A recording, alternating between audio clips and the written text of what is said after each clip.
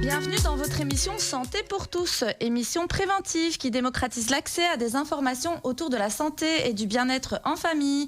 Aujourd'hui, nous allons parler des soins de santé, mais par rapport à la peau. Donc, nous allons parler des vacances, des risques qu'on peut avoir lorsqu'on part en vacances et faut-il bien prendre soin de sa peau ou pas. Donc, à ce titre, nous avons invité le docteur Matthews qui est dermatologue à l'hôpital Saint-Jean et le docteur Marichal qui est chef de service en oncologie, qui est aussi hémato-oncologue. Elles vont nous expliquer un petit peu tout ça juste après. Merci d'être avec nous. Merci. Merci beaucoup. Alors, c'est bientôt l'heure des vacances, bains de soleil, bronzettes sont au rendez-vous. Bien que pour certains, un beau bronzage soit synonyme de bonne santé et de beauté, il faut néanmoins rester prudent et prendre soin de sa peau. En effet, la Fondation du cancer a recensé en 2018 70 468 cas de cancer de la peau, dont 3 489 mélanomes malins, qui est le 5e cancer le plus fréquent en Belgique. Et donc la peau, c'est quand même quelque chose d'important, quelque chose dont il faut prendre soin. C'est pour ça que nous avions choisi de parler de ce sujet aujourd'hui.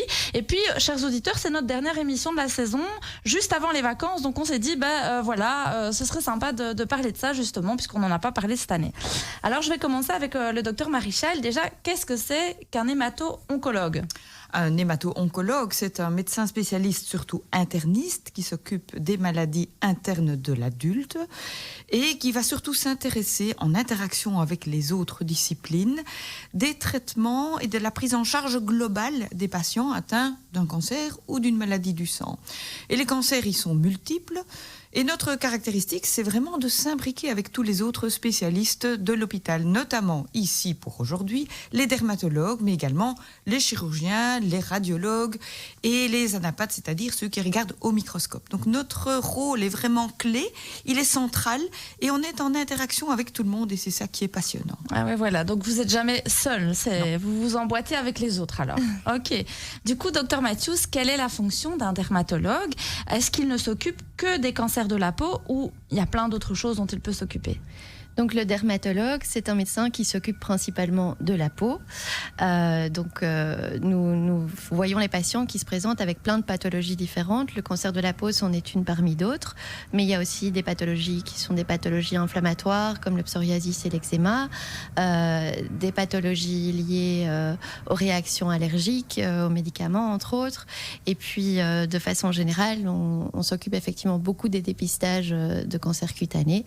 Ça, c'est une des bases de notre consultation. Mais tout ce qui touche à la peau nous concerne, mais pas seulement. Il y a aussi la peau, les prolongements de la peau, qui sont les ongles et les cheveux. Et en fait, l'intitulé, c'est dermato-vénéréologue. Donc, ça veut dire qu'on s'occupe aussi des maladies sexuellement transmissibles. Ça, on a souvent tendance à l'oublier. C'est vrai ? Oui, parce qu'il y a beaucoup, en fait, de maladies sexuellement transmissibles dont les symptômes se manifestent tout d'abord par la peau. Et donc, on est en première ligne pour les dépister. Et puis après, on les soigne en collaboration avec nos collègues, aussi bien les cancers avec les oncologues que les maladies internes avec les internistes. Donc, on fait partie d'un grand tissu à l'ôpital qui fonctionne ensemble. Donc, et je pense que c'est très important, de situer ça à l'orée des vacances, parce que la vénérologie, au moment des vacances et où on relâche un petit peu les contraintes, je pense que c'est un sujet qui est également d'actualité. Franchement, j'ai pensé en plus à faire une émission sur tout ce qui est MST, parce que beaucoup de gens ne savent pas, et moi je suis impressionnée de parfois quand on dit aux gens « Ah oui, mais vous savez, quand vous vous protégez pas, vous pouvez avoir une maladie sexuellement transmissible ». On me dit quoi, mais le sida, je dis non, mais il n'y a pas que le sida, il y a plein d'autres maladies qui sont dangereuses et qui sont transmissibles sexuellement. C'est vrai que le Dr Ward, une fois, nous avait parlé de la vaccination sur le papillomavirus pour les jeunes et on avait fait une émission sur l'infertilité, la sexualité, etc. Mais pourquoi pas vous réinviter au mois de septembre pour ce type d'émission, ça pourrait être très chouette parce que je pense qu'il y a vraiment beaucoup d'ignorance aussi sur ces sujets-là. Oui. Donc voilà. Et on n'en parle jamais assez. Jamais. C'est pas l'histoire. On en parlait déjà dans les temps anciens, dans l'histoire, mais ça reste encore très actuel parce que les mœurs se sont libérées quelque part. Oui, il y a une recrudescence franche des MST suite en fait à le déconfinement. Non. Pas au déconfinement particulièrement, mais à l'époque du SIDA, au tout début, donc à la fin des années 80, quand il n'y avait pas encore de thérapie qui était disponible, on avait beaucoup insisté sur la protection par le préservatif. Bah oui.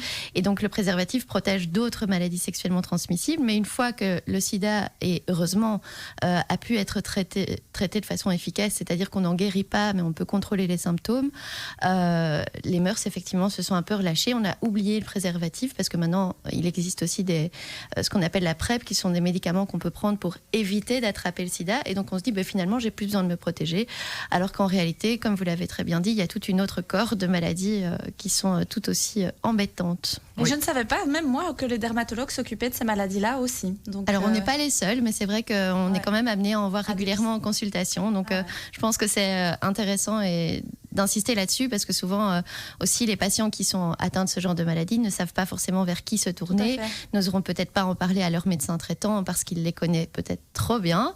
Et donc nous, on est là pour ça aussi, et il ne faut pas hésiter à prendre contact s'il y a un doute. Le dermatologue, en fait, il est vraiment, c'est très varié en fait. Oui, tout à fait. Alors parfois, on rigole en disant oui, les dermatologues, ce sont des médecins de surface, ils s'occupent juste de ce qu'il y a en dehors. Mais en réalité, parfois, la surface cache bien des choses à l'intérieur. Donc c'est une spécialité passionnante et importante. La surface corporelle, c'est quelque chose d'important. On ne se rend pas compte du nombre de mètres carrés que ça représente, mais on est pas loin de 2 mètres carrés. Donc c'est quelque chose d'important. Hein. Et en fait, tout a commencé au niveau de la vénérologie, au moment où il y a eu la contraception orale. Alors la crainte d'être enceinte après une relation non protégée, elle s'est libérée. Et du coup, la capote, elle a pris du plomb dans l'aile. On trouvait ça que c'était moins sexy, évidemment, et elle a été moins utilisée, alors qu'elle protège non seulement de la grossesse, mais de toutes les maladies sexuellement transmissibles. Donc elle reste bien utile. Alors la pilule aussi, elle pose des problèmes, parce qu'en matière d'hématologie et de risque thromboembolique, on ne se rend pas compte. Et là, c'est un message très actuel que je voulais faire passer tant qu'on est dans ce sujet-là. C'est que le risque de faire une thrombose avec une contraception orale est énorme par rapport au risque que représente le vaccin du Covid. Ah oui, voilà. Eh bien voilà. Franchement, oui. Donc là, c'est très actuel, mais c'est important de le souligner. Combien de fois j'ai pas cessé de le dire, ce truc-là. Ça vaut la peine de faire la comparaison, parce que personne ne se pose la question. C'est plus dangereux de prendre la pilule que de se faire vacciner au Covid. Le risque est d'1 sur 2000, au lieu d'être 1 sur 1 million. Donc la différence est énorme, et il est quand même très important d'en prendre conscience, parce que le Covid, si on l'attrape, on peut en être sérieusement malade. Si on peut en mourir. Si on n'en meurt pas, il y en a qui font des longs Covid, qui ont des comorbidités, donc il vaut beaucoup mieux être vacciné. Tout à fait. Le message est passé, chers auditeurs. C'est pas comme si on l'avait pas déjà fait. On a invité Emmanuel André dans notre émission et on a parlé de la vaccination. Mais c'est vrai que parfois on ne se rend pas compte, parce que les réseaux font aussi beaucoup de dégâts, l'internet aussi. On passe plein de messages, et je pense qu'on en parlera aussi dans cette émission, parce qu'il y a beaucoup de fausses croyances en disant, par exemple, j'en disais en off, mais on est bronzé, donc on n'a pas besoin de mettre de crème. On a la peau colorée, donc on va pas avoir de cancer de la peau, et donc on ne doit pas faire attention quand on va au soleil. Enfin, il y a plein de fausses croyances, plein de choses comme ça qui méritent quand même d'être discutées. Mais moi, je vais quand même demander au docteur Marichal, c'est quoi le cancer de la peau ? Alors, le cancer de la peau, comme tous les cancers, c'est une division et une multiplication anarchique des cellules. Ça, c'est comme toute la définition des cancers. Alors, dans les cancers de la peau, ici, on va s'occuper surtout de dermatologie. On ne parlera évidemment pas des lésions malignes de la peau qui ont une autre origine et qui sont liées à des métastases. Mais donc, ici, au niveau des cancers de la peau, c'est ceux qui prennent naissance primitivement au niveau de la peau. Alors, il y a différentes sortes. Les sortes principales et le plus fréquent, c'est le basocellulaire, qui est heureusement le plus fréquent et le moins dangereux, qui évolue lentement et qui est surtout présent chez les personnes plus âgées et qui augmente avec l'âge, avec les anomalies qui se sont accumulées au cours de l'existence et surtout favorisées par les UV, donc au niveau des surfaces exposées de la peau. Donc les personnes, c'est surtout au niveau du visage, au niveau du cou, au niveau des épaules. Chez les personnes les plus âgées, c'est là qu'on en rencontre le plus. Alors, le deuxième type, qui est le cancer spinocellulaire de la peau, qui est moins fréquent, mais malgré tout, entre 15 et 20%, qui est plus agressif et qui peut métastaser, alors que le basocellulaire, lui, il a surtout une malignité locale. Alors, celui-là, il peut métastaser, ce sont des cellules anarchiques qui vont se développer, et il se développe plus rapidement. Et le troisième dont on parle le plus, qui est le plus agressif et qui est heureusement beaucoup moins fréquent, entre 5 et 10%, c'est le mélanome. Le mélanome dont on fait beaucoup de bruit, pour lequel les développements des traitements ont été impressionnants au cours des 10-15 dernières années et pour lequel s'applique l'immunothérapie, auquel on reviendra plus loin, est un cancer qui tue et qui métastase et qui parfois ne se découvre qu'au stade métastatique. Ouais, c'est ça. Et celui-là, il est clairement aussi lié à l'utilisation exagérée des UV, que ce soit des bancs solaires ou que ce soit le soleil naturel, des peaux non protégées, trop peu protégées, et aux agressions du soleil avec des coups de soleil et des brûlures de la peau.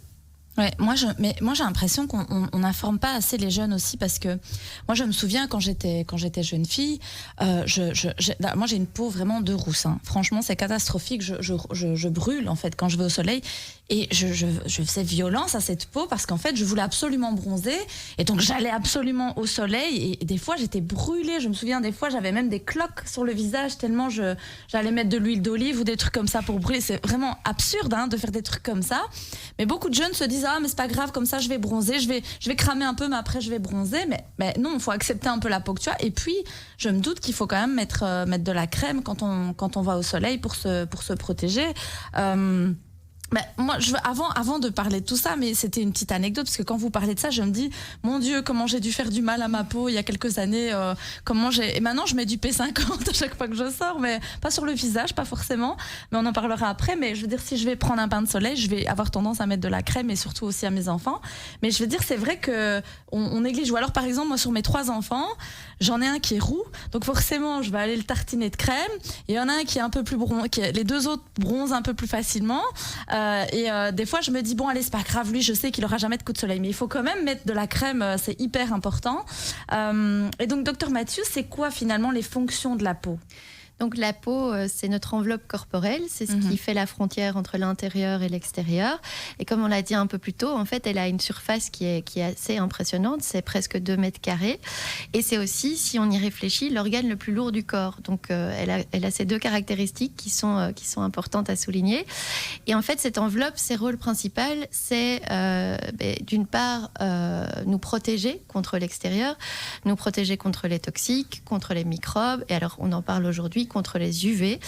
Et donc, en fait, la peau, elle se protège grâce à un bouclier naturel qui est la mélanine et qui va permettre d'absorber ces UV pour éviter qu'ils n'aillent faire des dégâts plus profondément dans les cellules. Alors, en plus de ça, elle a une fonction de climatiseur. Donc, c'est notre climatiseur personnel parce qu'elle nous empêche de surchauffer, elle nous empêche d'avoir trop froid nous sommes des mammifères à sang chaud. Donc, c'est grâce à notre peau qu'on a évolué comme ça. Et elle a aussi une fonction, et je trouve, pour moi, c'est celle que je trouve la plus belle, c'est que c'est quand même un sens, le toucher, qui a beaucoup d'importance, et tout simplement parce que ça nous permet de ressentir beaucoup d'émotions, le toucher, mais que ça nous évite aussi de nous blesser, de nous faire... ça nous avertit de certains dangers. Donc c'est vraiment cette interface, c'est quelque chose qui nous permet de naviguer notre vie en restant intègre. Et moi je dirais aussi, en tant que psychologue, parce que je suis psychologue, hein, et je me dis qu'elle donne aussi plein d'informations sur ce qui se passe parfois à l'intérieur. Et quand ça va pas, moi je peux le voir aussi avec certains de mes patients, soit des patients qui vont développer de l'eczéma ou développer des plaques, ou alors le rougissement, c'est mignon aussi, mais ça donne pas mal d'informations sur ce qui se passe aussi à l'intérieur. Et parfois, moi je l'utilise aussi même en thérapie, je me permets, parce que voilà, on peut dire, tiens, finalement, vous voyez, vous développez plein d'eczéma, il y a beaucoup de stress en ce moment, est-ce qu'on pourrait pas essayer de gérer les choses différemment ? Votre corps essaye de vous dire quelque chose, il faut pouvoir écouter son corps. Et finalement, il donne aussi des informations sur ce qui se passe à l'intérieur. Tout à fait, oui, c'est sûr. Et puis on dit les yeux sont le miroir de l'âme. Je pense qu'on peut dire aussi la peau est le miroir de l'âme, parce que le teint renseigne sur les fonctions physiologiques essentielles. On sait tout de suite voir au teint de quelqu'un, en fait, ça nous donne énormément d'informations. Et c'est aussi quelque chose qui, je pense, sur le plan psychologique, est très parfois délicat, parce que les gens qui ont des cicatrices ou qui ont des problèmes de peau peuvent avoir une image d'eux-mêmes qui n'est pas toujours très bonne. Et donc, je pense que c'est important de soigner sa peau. C'était la question du départ. Je pense qu'il faut en prendre soin quotidiennement, certainement. Oui, c'est vrai qu'on peut aller... que les dermatologues collaborent aussi, je suppose... aller avec des psychologues ou avec quand c'est plus compliqué, quoi, je suppose. Il y a Ça existe dans certains pays des structures qui sont vraiment multidisciplinaires et dans lesquelles on a des psychologues qui travaillent dans les services de dermatologie. Ça n'existe pas encore en Belgique, mais pour l'instant, mon cas particulier, je me forme en psychodermatologie. Ah mais oui, c'est ça. Donc c'est en fait les deux disciplines qui se rejoignent parce qu'on se rend compte qu'il y a beaucoup de choses pour lesquelles en fait les médicaments ne sont pas forcément une réponse et qu'il faut parfois pouvoir voir l'individu plus dans sa globalité. Et je pense que c'est pour ça que tous nos rôles ont une importance égale, certainement. Tout à fait. Oui, je pense aussi aux ados qui sont parfois mal aussi dans leur peau parce qu'ils ont des grosses poussées d'acné. Enfin, moi, j'ai vécu ça quand j'étais jeune aussi. C'était horrible. Mais alors, du coup, directement, qu'est-ce qu'on vous prescrit ? La pilule. Moi, quand j'avais 15 ans, on m'a dit, tu vas prendre la Diane, c'est très bien, elle enlève les boutons et ça ira mieux. Et au lieu de donner un traitement pour les boutons, à l'époque, moi je vous parle de ça, j'ai 40 ans, donc je veux dire... C'était à l'époque, c'était très à la mode, voilà. déjà avant. Et j'avais même pas de rapport ni quoi que ce soit, j'avais 15 ans, quoi. Je veux dire, on m'a dit, prends ça, c'est bien pour toi. Parfois, c'est quand même encore nécessaire, hein, donc c'est pas forcément une mauvaise chose. Je pense qu'il faut pas non plus complètement la diaboliser. J'ai des patients chez qui, clairement, ça doit passer par là aussi, parce que un traitement... un des traitements pour l'acné, donc les dérivés de vitamine A, qui sont des médicaments tératogènes, c'est-à-dire qui donnent des malformations au fœtus, sont des médicaments qu'on ne peut en théorie pas prescrire sans contraception qui accompagne justement à cause de ce risque. Donc ça reste, la pilule dans la prise en charge de l'acné garde une place et a son importance, et ne négligeons pas non plus le risque de grossesse non désirée qui peuvent être assez dévastatrices dans la vie d'une femme. Donc, oui, mais quand on est une petite jeune fille de 14-15 ans et qu'on n'a pas de rapport, je me dis Je crois qu'actuellement, ne vous faites pas trop d'illusions concernant les jeunes filles de 14-15 ans. Mais vous savez que la moyenne des rapports sexuels, ça reste 16 ans. Hein. Ben oui, mais déclaré après. Oui, voilà, c'est ça. Oui, mais en tout cas, pour l'instant, c'est la même moyenne qu'à mon époque. Des surprises avant. Apparemment. Oui, on peut avoir des surprises, ça c'est vrai. Bon, chers auditeurs, on doit aller déjà à la pause. Restez avec nous. Donc aujourd'hui, on parle de la peau avec nos spécialistes. Nous sommes aussi en direct sur la page Facebook. Et vous pouvez nous retrouver aussi sur Arabelle FM au 106.8. À tout de suite. Nous sommes de nouveau avec vous dans Santé pour tous. On a un petit peu planté le décor tout à l'heure. Qu'est-ce que c'est que le cancer de la peau ? Quelles sont un peu les fonctions de la peau ? Et donc, j'ai bien aimé la description du docteur Matthews qui nous a un peu montré que la peau, finalement, elle a plein de fonctions, même au niveau psy, même au niveau du toucher. On n'en parlera jamais assez. Le besoin d'être touché dès la naissance pour pouvoir évoluer et avoir une bonne santé mentale. Ça, c'est quelque chose que je prône aussi. J'avais une question sur les UV, mais du coup, je ne sais pas si je dois la poser au docteur Maréchal ou au docteur Matthews. Mais quels sont les différents types de rayons UV et les effets sur la peau ? Alors, je crois que le docteur Matthews est plus adapté que moi pour répondre à ce genre de questions. Je lui cède volontiers la parole. Voilà. Donc, par rapport aux différents types d'UV, il faut d'abord planter le décor, comme vous le disiez, en disant que finalement, la lumière que l'on voit, on parle de spectre électromagnétique. Donc, ça se divise entre les infrarouges, qui ont les ondes les plus longues, la lumière visible en tant que telle, celle qu'on peut diffracter avec un prisme, donc la lumière du soleil, et puis les UV, qui ont des ondes plus courtes. Et là, on parle d'UVB, d'UVA et du VC. Et donc, en fait, les UV qui sont notre point d'intérêt aujourd'hui, c'est principalement les UVB et les UVA. Les UVC, c'est les plus dangereux, mais en fait, ils passent pas à travers l'atmosphère, tant que les trous de la couche d'ozone ne sont pas trop grands. Mais ces UV-là, c'est vraiment les plus dangereux. Et en fait, les UV dont on se protège avec les crèmes solaires, c'est principalement les UVB et les UVA. Les UVB, ce sont les UV qui vont nous donner les dégâts à l'ADN et les coups de soleil. Et donc, au départ, la crème solaire était formulée pour protéger principalement des UVB parce qu'on se disait les UVA, ils ont des ondes plus longues, donc ils sont moins dangereux pour la peau. Mais en réalité, les UVA sont aussi nocifs que les UVB parce qu'ils ont un effet beaucoup plus insidieux, dans le sens où les UVB, en fait, la peau est bien faite, donc elle va nous donner un signal d'alarme, elle va être douloureuse, elle va rougir, ça veut dire que la dose d'UVB que l'on peut supporter et dépasser, c'est vraiment une alerte pour nous dire allez vous mettre à l'ombre, on essaye de se refroidir un peu, tandis que les UVA en fait ne font pas du tout cet effet-là, donc ils vont passer dans la peau plus en profondeur, mais on va pas les sentir.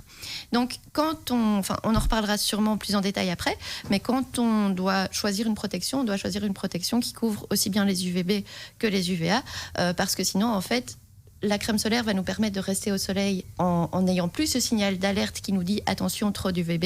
Et donc, on va rester au soleil, on va emmagasiner des UVA si la crème solaire ne protège pas contre les UVA. Donc, en fait, le risque des UVA, c'est vraiment leur côté non douloureux. Et comment on peut le savoir c'est mis sur les crèmes solaires UVA Alors, et UVB. si vous avez donc ça, on parlait donc de l'SPF pour les crèmes solaires. Si vous voyez juste SPF.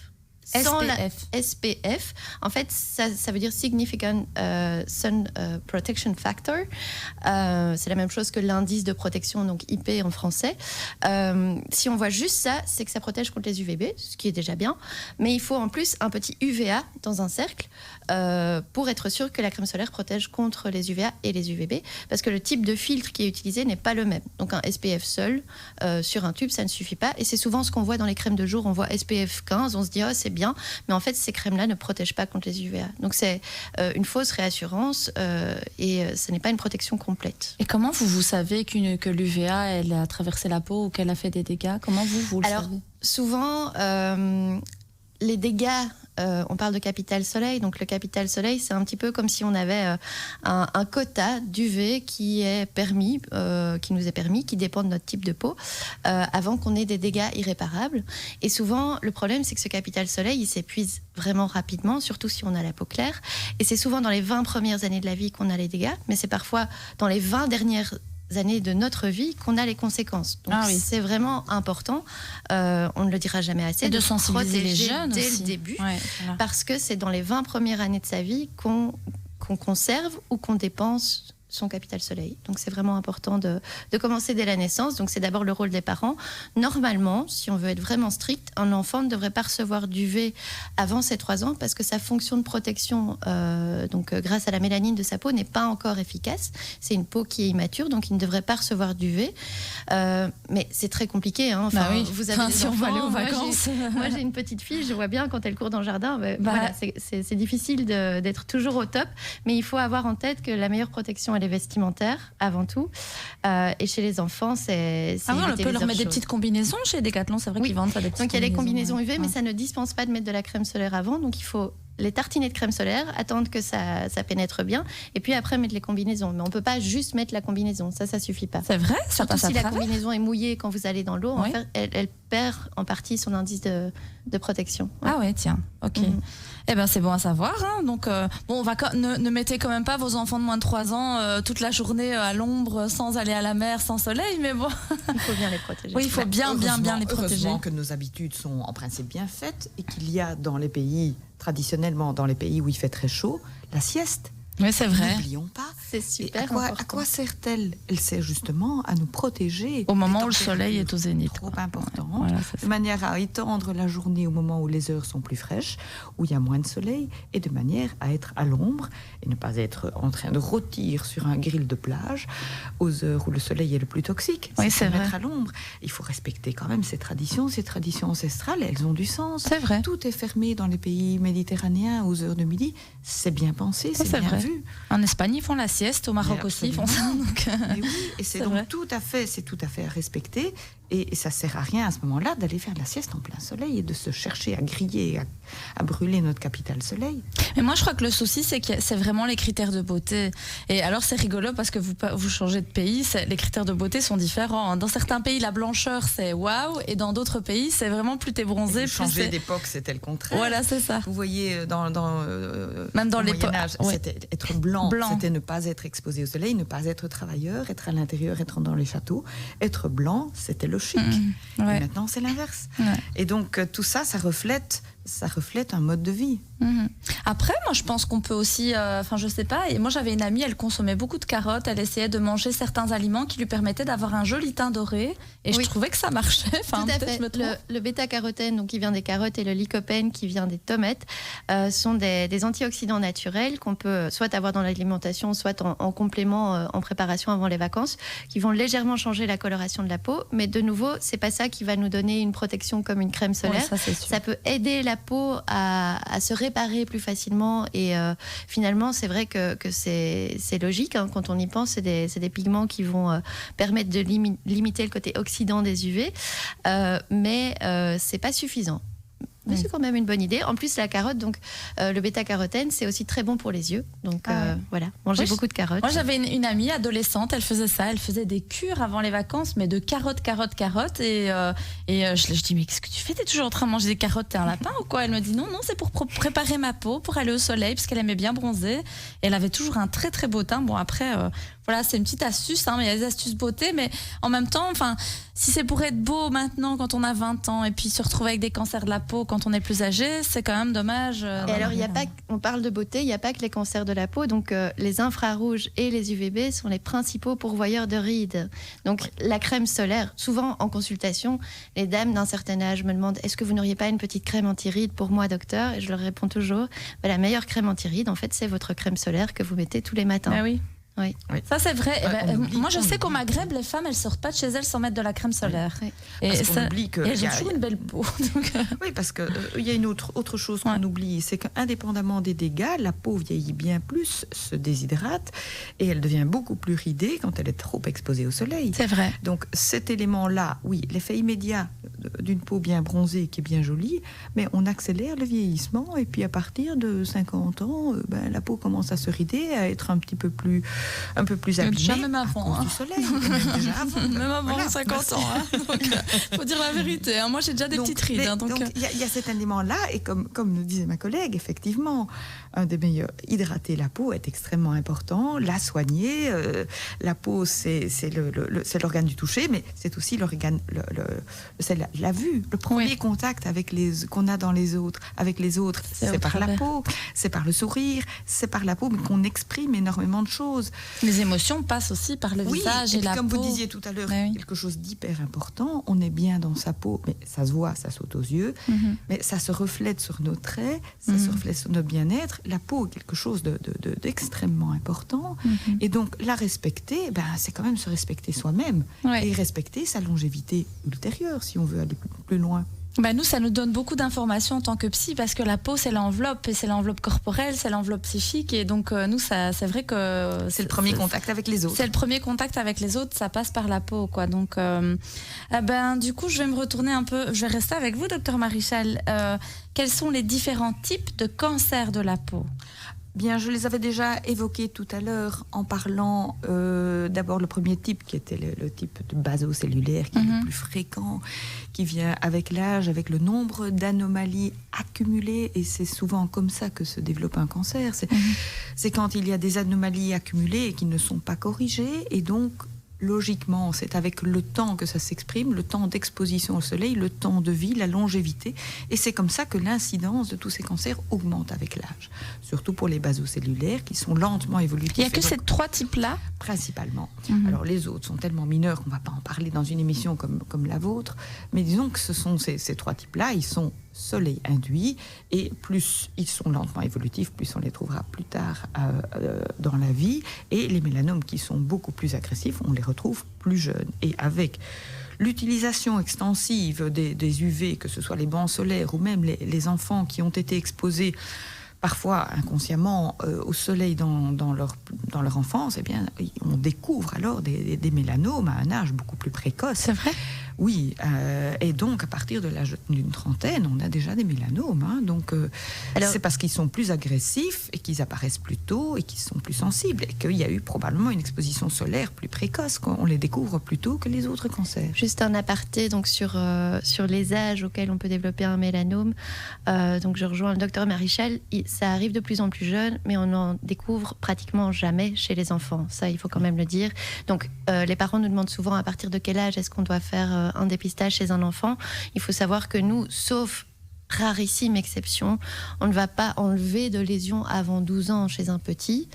Maintenant, s'il y a des antécédents familiaux, s'il y a une peau très très claire, c'est bien de déjà prendre l'habitude de se faire surveiller régulièrement, mais en sachant que dans la majorité des cas, il ne faut pas trop s'inquiéter. Il faut juste penser à les protéger du soleil, mais pas s'inquiéter s'ils ont quelques grains de beauté. C'est normal d'en avoir. Oui. Puis ça, c'est souvent chez les peaux claires, les grains de beauté, ou pas forcément ? Alors, ça se voit plus chez les peaux claires, mais les phototypes plus foncés, donc si on on avait cette question sur les types de peau. Oui, c'est ce que je voulais vous demander justement. Donc là, c'est concernant les types de peau, donc quels sont les types qui sont plus à risque de développer les cancers de la peau? Donc en fait, pour décrire la peau, on parle de la couleur de la peau, on parle de phototypes. Et donc ça va de 1 à 6. Donc le phototype 1, ce sont les personnes qui ont une peau très très claire, qui ne bronzent jamais, qui ne font que brûler, qui ont les cheveux blonds, les yeux bleus, et les roux aussi, qui ont en fait... Il y a 2 types de mélanine et ils ont un type de... Donc, il y a 2 types de mélanine. Il y a le mélanine et la phaéomélanine. Et en fait, les roux n'ont que la phaéomélanine qui se défend beaucoup moins bien contre les agressions des UV. Donc, ça, c'est le phototype 1. Phototype 2, c'est les personnes qui auront les cheveux un peu plus foncés, malgré tout la peau très pâle, mais qui peuvent avoir un très, très, très léger hâle après avoir été au soleil. Phototype 3, c'est la majorité des gens. C'est des personnes qui ont un petit coup de soleil et puis qui bronzent et qui ont les cheveux bruns et les yeux bruns. Phototype 4, c'est les personnes qui sont un peu plus méditerranéennes, on va dire, dans les cheveux foncés, les yeux foncés, la peau un peu plus mate de façon naturelle, même sans soleil. Et puis les phototypes 5 et 6 sont les personnes à la peau noire. Et donc, en termes de risque, il est évident que c'est les phototypes 1, 2, 3 qui sont les plus à risque de par la quantité de mélanine qui est moindre. Alors, il faut savoir que si on regarde la peau au microscope, ça, je trouve que c'est un beau message. En fait, la peau est la même, donc le nombre de cellules qui fabriquent le pigment, qui sont les mélanocytes et les kératinocytes, la proportion est la même. Donc, on a la même peau, tous les phototypes. La couleur. Au microscope, on a la même peau. La seule chose qui change, en fait, c'est la quantité de mélanine que les mélanocytes sont capables de produire. Et comme le disait le docteur Marichal avant, c'est aussi l'évolution qui a donné ces changements. En fait, les personnes à la peau pâle qui habitent dans le nord se sont adaptées pour avoir assez de vitamine D, parce que s'ils avaient la peau foncée, ils n'en auraient pas assez pour survivre, tandis que les personnes à la peau foncée se sont adaptées pour ne pas avoir les effets trop néfastes des UV qui sont beaucoup plus importants du côté sud de l'équateur. Et donc, ce sont les phototypes les plus bas qui ont le plus grand risque de cancer, mais ça n'exclut pas les mélanomes chez les personnes à la peau noire. Et alors, c'est des mélanomes qui vont se situer majoritairement chez ces patients-là, alors que c'est plus rare chez les phototypes clairs, au niveau des extrémités. Donc, la plante des pieds et la paume des mains, tout simplement parce qu'il y a moins de mélanine à cet endroit-là. Et donc, ça, c'est aussi un message qui, je pense, est très important à faire passer. C'est que la peau, c'est un organe unique. C'est pas parce qu'on expose juste son visage et ses mains qu'on peut pas avoir un cancer de la peau ailleurs que sur les zones exposées. Et chez les patients à phototype foncé, regardez la plante de vos pieds. Si vous voyez une tache qui vous paraît inhabituelle sur la plante de vos pieds, il faut la montrer. Ah oui, donc on peut aussi développer ce type de maladie, enfin des cancers de la peau, même si on a la peau colorée, même si on est plus foncé. Oui. Quoi. Et alors le mélanome, c'est un cancer très particulier, mais ça le docteur Marichal en parlera mieux que moi, parce que ce sont des petites cellules qui, au moment où l'embryon se développe, se sont détachées de la crête neurale, donc il y a une migration de ces cellules, et pas seulement au niveau de la peau, on peut avoir des mélanocytes au niveau des yeux et au niveau des ganglions, donc on a parfois des mélanomes qui arrivent d'ailleurs que sur la peau, et ça c'est évidemment très difficile à détecter au départ. Oui, ils sont heureusement beaucoup plus rares, mais il existe malheureusement de temps en temps des patients chez qui on découvre, pas du tout au niveau de la peau, mais on découvre en oncologie des métastases d'origine inconnue, et au microscope, ce sont des métastases d'origine mélanome. Ah oui, voilà. Et donc il faudra les traiter comme un mélanome, même s'ils n'ont pas habituellement ce parcours que l'on attend avec une tache de la peau. Ok, alors on va devoir de nouveau faire une petite pause. C'est hyper intéressant. Moi, j'apprends plein de choses. Je sais pas vous, mais en tout cas, c'est super chouette.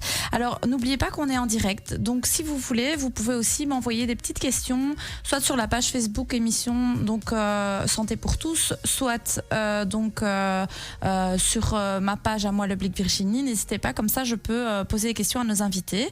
Donc, restez avec nous au 106.8 sur Arabelle FM. On parle de la peau, du cancer de la peau, des vacances aussi et du soleil. À tout à l'heure. Voilà, nous sommes de retour dans votre émission Santé pour tous. On parle de la peau aujourd'hui. C'est un organe hyper important, comme le docteur Mathius nous l'a bien signifié tout à l'heure. L'organe de contact, de toucher, du rapport aux autres, des émotions, comme le docteur Marichal aussi nous l'a dit. Et donc, on a parlé un petit peu des différents types de peau. On a parlé des différents types de cancers de la peau. Docteur Mathius, peut-être nous dire un petit peu comment se forme un cancer et comment le dermatologue, elle peut le détecter. Comment on peut le détecter ? Alors, comment se forme le cancer ? Je renvoie la question à ma collègue on parlera du dépistage et des facteurs de risque juste après. Mais donc, ce sont la manière dont les cellules sont abîmées par des agressions extérieures, et ici, en l'occurrence, essentiellement par les UV, en correction partielle avec les antioxydants. Mais donc, ce sont des agressions qui, de façon multiple, sont supérieures aux phénomènes de réparation possibles qui sont naturellement présents dans l'organisme. Et quand ce rapport, avec le temps et avec les agresseurs, qui sont surtout les UV ici, est dépassé, peut se développer à ce moment-là, rupture d'équilibre, un cancer. Et donc, chaque cellule mère se divise en deux, et ces deux cellules se divisent en deux, et puis on a une pyramide et une explosion de cellules qui ont malheureusement, en oncologie, la caractéristique de se multiplier sans contrôle. Elles ont perdu ce pouvoir d'autocontrôle de l'organisme, et elles peuvent se développer. Alors, selon le type de cancer, c'est quelque chose qui est localisé, ou qui peut être localisé et envoyer des cellules à distance, comme notamment pour le mélanome, qui a une proportion à le faire plus souvent et plus rapidement. Et heureusement, la fréquence des cancers de la peau est inversement proportionnelle à leur agressivité. Je reprends, les plus fréquemment rencontrés, c'est à un âge plus tardif, ce sont les basocellulaires, et c'est parce qu'ils sont plus lentement évolutifs. Il y a les spinocellulaires qui sont un peu plus rapidement évolutifs et qui sont également proportionnels à l'âge, mais qui peuvent métastaser, et les plus agressifs peuvent se revenir à un âge plus jeune, et ça, ce sont les mélanomes, et ont plus l'occasion de se propager. Et la plupart des gens pensent que ce type de cancer, on ne peut l'avoir que si on est vieux, en fait. Non, parce que, comme on a dit déjà tout à l'heure, le mélanome peut se rencontrer chez des plus jeunes. Probablement qu'il est beaucoup plus sensible et précocement aux UV que les autres, et qui peuvent apparaître à un âge plus jeune. Je crois que le docteur Matthews confirmera que voir un spinocellulaire ou un basocellulaire à 30 ans, c'est une grande rareté, tandis qu'un mélanome, c'est beaucoup moins rare de le rencontrer à un âge plus jeune. Il faut moins probablement de quantité d'UV toxique au cours de l'existence pour déjà avoir un cancer agressif. Se cumule à ça d'autres facteurs, notamment un facteur terrain et génétique. S'il y a quelqu'un déjà dans la famille qui a eu un mélanome, ou si quelqu'un a déjà fait un premier mélanome, il est plus à risque, parce que sans doute son mécanisme de défense est un peu moins performant, de développer un deuxième mélanome. Il y a d'autres facteurs qui sont des facteurs qui sont liés aux antécédents des patients. Quelqu'un qui aurait eu une radiothérapie a une peau qui a déjà subi des agressions, qui, dans son système de défense, est probablement moins performant et pourrait peut-être davantage développer un cancer de la peau que quelqu'un d'autre. Une autre catégorie de patients qui ne sont pas fréquents mais que l'on voit, ce sont les patients immunosupprimés pour des greffes. Et comme on survit aux greffes, une greffe de rein ou une greffe d'autre chose, une greffe de moelle, eh bien, ce sont des patients qui, suite aux agressions extérieures, sont plus vulnérables parce qu'ils doivent supporter un traitement immunosuppresseur, et le système de nettoyage de l'organisme est moins performant pour se débarrasser des cellules anormales. Oui, donc ça veut dire que si on fait ce type de traitement immunosuppresseur, le corps se défend moins, et la peau aussi, du coup, se défend moins par rapport à l'extérieur. Donc on leur demande aussi de se protéger plus, alors du coup, à ces personnes-là ? Évidemment, tout à fait, évidemment. Oui. Et on fait souvent, toujours d'ailleurs, un contrôle cutané avant les greffes pour être sûr qu'il n'y a rien qui nécessite un traitement avant que le patient soit mis sous immunosuppresseur. Et après, ce sont des patients en fonction évidemment de ce qu'ils ont déjà présenté qu'on revoit très régulièrement. Donc ils ont une surveillance plus étroite au niveau cutané. Et donc, du coup, vous allez nous parler du dépistage maintenant. Oui. Donc, pour ce qui est du dépistage, ça, c'est clairement le rôle du dermatologue, mais aussi des médecins généralistes qui connaissent bien la peau de leurs patients. Et donc, le principe, c'est que chez les personnes dont le phototype est 1, 2 ou 3, ou chez qui il y a déjà des antécédents familiaux, ceux-là, on leur recommande d'office de venir se montrer une fois par an minimum. Après, ça dépend aussi de nombreux facteurs de risque, mais en tout cas, regarder soi-même sa peau, c'est déjà la première étape qui est la plus importante. Et surtout, regarder la peau de sa famille. Donc, les personnes qui vivent en couple peuvent se regarder l'un l'autre. Les parents peuvent regarder leurs enfants. Vous pouvez regarder vos parents, vos grands-parents. Donc, tout le monde doit un petit peu s'inspecter pour Mais s'inspecter pour trouver quoi ? C'est pas facile de chercher. Trouver quoi ? Donc, ça dépend de quoi on parle. Mais si on parle du mélanome, on parle souvent de la règle ABCDE. Et donc, cette règle, c'est un petit moyen mnémotechnique mnémotechnique pour se rappeler que une tache pigmentée doit attirer l'attention et nécessite une consultation. Quand elle est A pour asymétrique, ça veut dire qu'elle n'est pas régulière en 2 plans. B, pour les bords qui sont irréguliers, donc si les bords sont un petit peu déchiquetés ou flous, un petit peu, on dit en carte géographique, c'est aussi plus inquiétant. C, c'est pour les couleurs, donc s'il y a plus que 2 couleurs, et brun clair et brun foncé, c'est déjà 2 couleurs. Donc dès qu'on voit que la couleur n'est pas uniforme, ça doit attirer l'attention. D, c'est pour le diamètre, donc une lésion qui est déjà d'assez grande taille, donc entre 5 mm et plus d'1 cm, ou alors une lésion qui est en train de grandir. Et E, c'est le plus important, c'est évolution. Une tache qui n'était pas là avant, ou alors une tache qui était là mais qui se modifie. En fait, tous ces critères doivent alors mener à une consultation chez le dermatologue ou le médecin généraliste pour vérifier que tout va bien. Je pensais à ça, c'est peut-être pas le sujet ou quoi, mais je me souviens une fois que ma fille, elle a été piquée par un genre de tique, je pense, et alors elle s'est retrouvée avec une immense tache dans le dos comme ça, mais vraiment elle était énorme la tache et ça faisait un gros truc dans son dos. Et vous traitez, les dermatologues doivent aussi être là quand il y a des piqûres d'insectes avec des grosses taches comme ça. Oui. Vous faites ça aussi. Oui, puisque finalement la réaction se passe à sur la peau, mais dès qu'il y a des grosses réactions de piqûres d'insectes, c'est mieux de consulter certainement. Bah oui, c'est dangereux en plus ces piqûres-là. Enfin, je sais. Mais c'est vrai qu'on se rend pas toujours compte, mais donc que c'est important d'inspecter la peau. Tout à fait. Parce qu'on sur le moment même, on se dit c'est pas grave, c'est une petite piqûre et tout ça, c'est une réaction à la piqûre, mais en réalité, il peut y avoir des allergies, il peut y avoir surtout les piqûres de tiques qui sont quand même assez dangereuses. Oui, tout à fait, parce que ça peut transmettre une bactérie qui s'appelle la Borrelia, qui peut mener dans de rares cas, mais ça peut quand même arriver à la maladie de Lyme. Oui. Donc voilà. Oui, donc vous devez être même formé à ça fait. aussi. Et quand on part en vacances, on doit quand même faire attention parce que justement, on trouve ces insectes-là. Enfin, il y a aussi tout ça. Alors, il y a des endroits d'endémie, donc ça veut dire il y a des endroits où les tiques sont beaucoup plus porteuses de la bactérie, mais le risque existe aussi en Belgique. Donc c'est pas forcément parce on peut aller dans les bois, quoi. Même si vous l'attrapez, si la tique vous mord dans votre jardin, si ça fait cette grande tache rouge, comme vous décrivez, qu'on appelle l'érythème migrant, il vaut mieux consulter. On fait une cours d'antibiotiques pour éviter que la bactérie ne se répande dans tout l'organisme. Ah oui. Ouais, nous, on n'a même pas fait l'antibiotique. La tâche est partie après quelques semaines. Mais, dans la majorité des cas, ça n'a pas de conséquences. Oui, voilà. Mais le problème de la maladie de Lyme, c'est que ça a un côté très insidieux. Et donc, si c'est non traité, ça peut mener à d'autres problèmes plus tard dans la vie. Donc, ça nécessite quand même une consultation, clairement. Ah ouais. On ne se rend pas compte, dans les vacances, il faut quand même faire attention à plein de trucs. Donc, énormément. Le soleil, les piqûres d'insectes. Absolument. Et donc, se dévêtir pendant les vacances, c'est une bonne idée pour fabriquer de la vitamine D, mais ça expose à énormément de risques, que ce soit les risques solaires, les risques de piqûres d'un tas de choses. Vous promenez dans les bois, vous risquez d'être griffé par des orties, par des ronces et tout ce que vous voulez. Et ça aussi ? Bien sûr. Et alors, ça peut aussi donner des plaies au niveau de la peau qui ne sont pas toujours bien soignées. Il y a toutes les piqûres d'insectes, les araignées, les moustiques, toutes sortes de choses.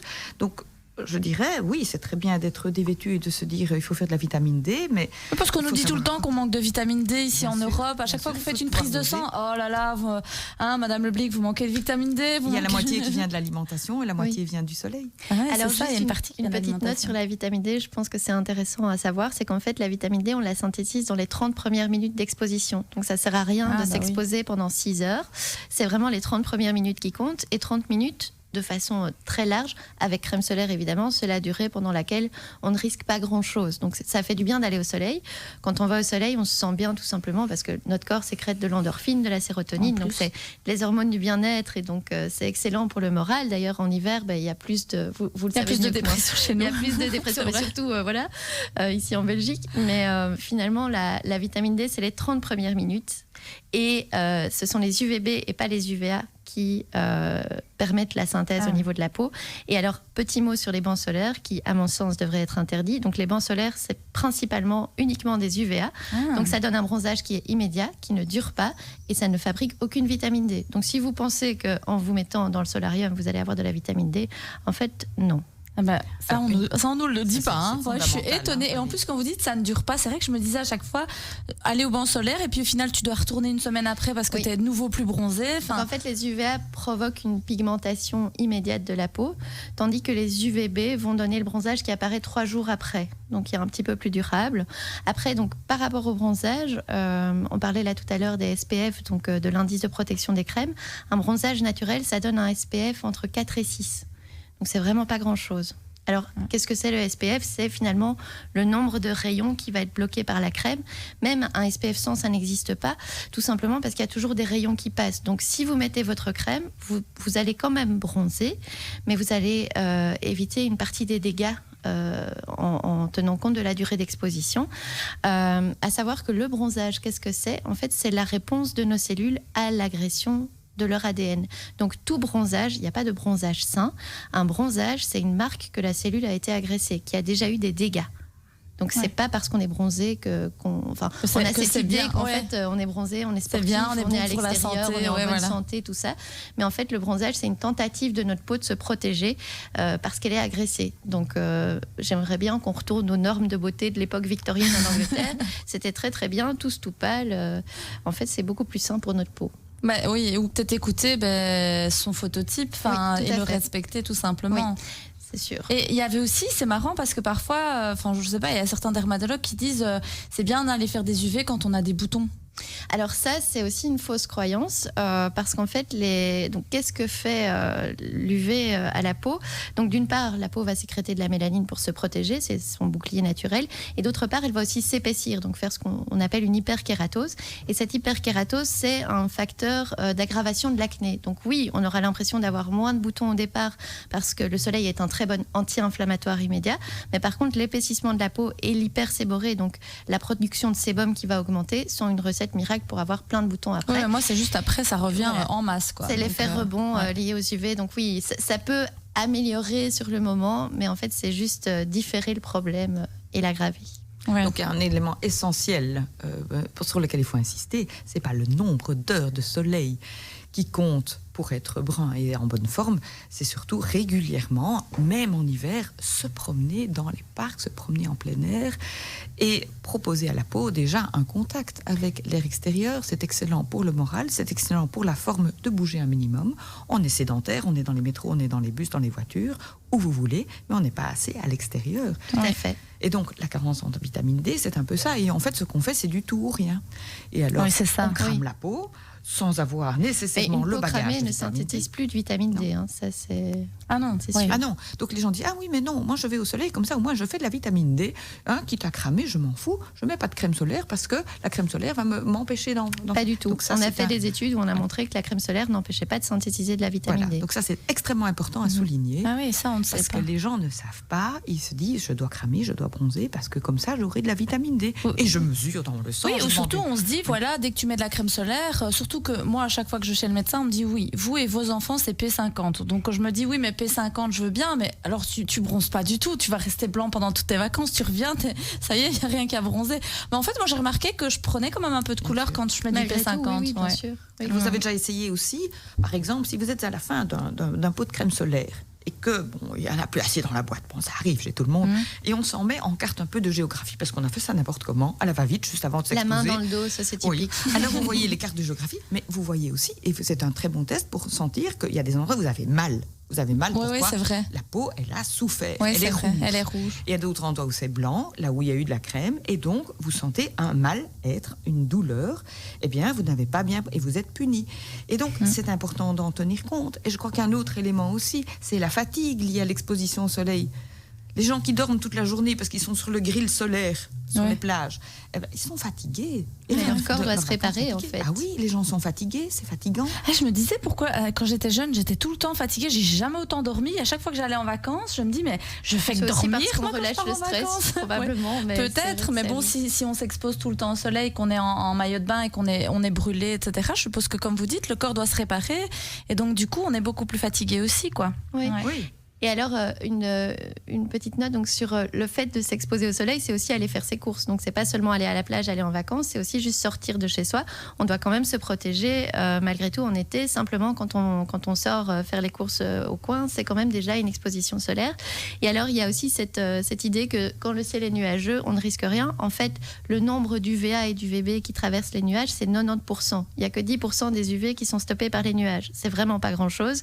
Et la preuve, c'est on est toujours mal pris en avril. Il fait pas très très beau en Belgique. On sort et poum, premier coup de soleil de la vraiment, saison. j'en ai eu un sur le nez cette année en plus. C'est vrai. Et alors, l'eau et la neige reflètent énormément les rayons. Donc, dans les circonstances où on est à la plage, en fait, on a parfois jusqu'à 90% d'UV en plus, ce qui est énorme, parce que souvent, la plage, c'est au sud, donc il faut tenir compte de ça. Et se mettre sous un parasol, c'est pas suffisant, parce que le rayonnement UVA, même à l'ombre, il y a encore plus de 50% des rayons qui sont présents. Donc l'ombre et les nuages ne sont pas des facteurs de protection contre les UV. Au contraire, oui. Et du coup, pour le cancer de la peau, le responsable, les facteurs pour attraper un cancer de la peau, c'est uniquement le soleil, docteur Maréchal? C'est un des facteurs essentiels. C'est vrai? C'est un des facteurs principaux. Il y a des facteurs génétiques qui jouent un rôle aussi, mais le rôle essentiel, c'est les UV. Mais les gens, ils savent pas ça. C'est pas, je veux dire, on se rend pas compte que... Vous croyez pas qu'il y a un filtre quelque part? Il y a des choses que vous voulez entendre et des choses... Oui, peut-être. On se sent bien parce qu'on est parti en vacances, qu'on est revenu tout brun et qu'on a l'impression d'avoir eu des vacances réussies parce que vous êtes tout brun. Est-ce que c'est vraiment ça la clé des vacances réussies? Oui, parce que se dire que quand même les risques de cancer, c'est un facteur essentiel, le soleil, dans les risques de développement de cancer de la peau. Waouh, quoi, c'est quand même c'est important de le savoir. Et puis c'est un facteur essentiel de prévention dont il faut tenir compte. C'est ça, il faut en parler. Oui, parce qu'on peut vraiment agir à l'échelle individuelle sur ce facteur-là. C'est vraiment quelque chose qu'on peut soi-même décider de se dire maintenant je protège ma peau et je sais que c'est un risque qui existe et que le bronzage qui va durer quelques jours n'est certainement pas n'a pas autant de valeur que le fait d'éviter d'avoir le cancer. Oui. C'est sûr.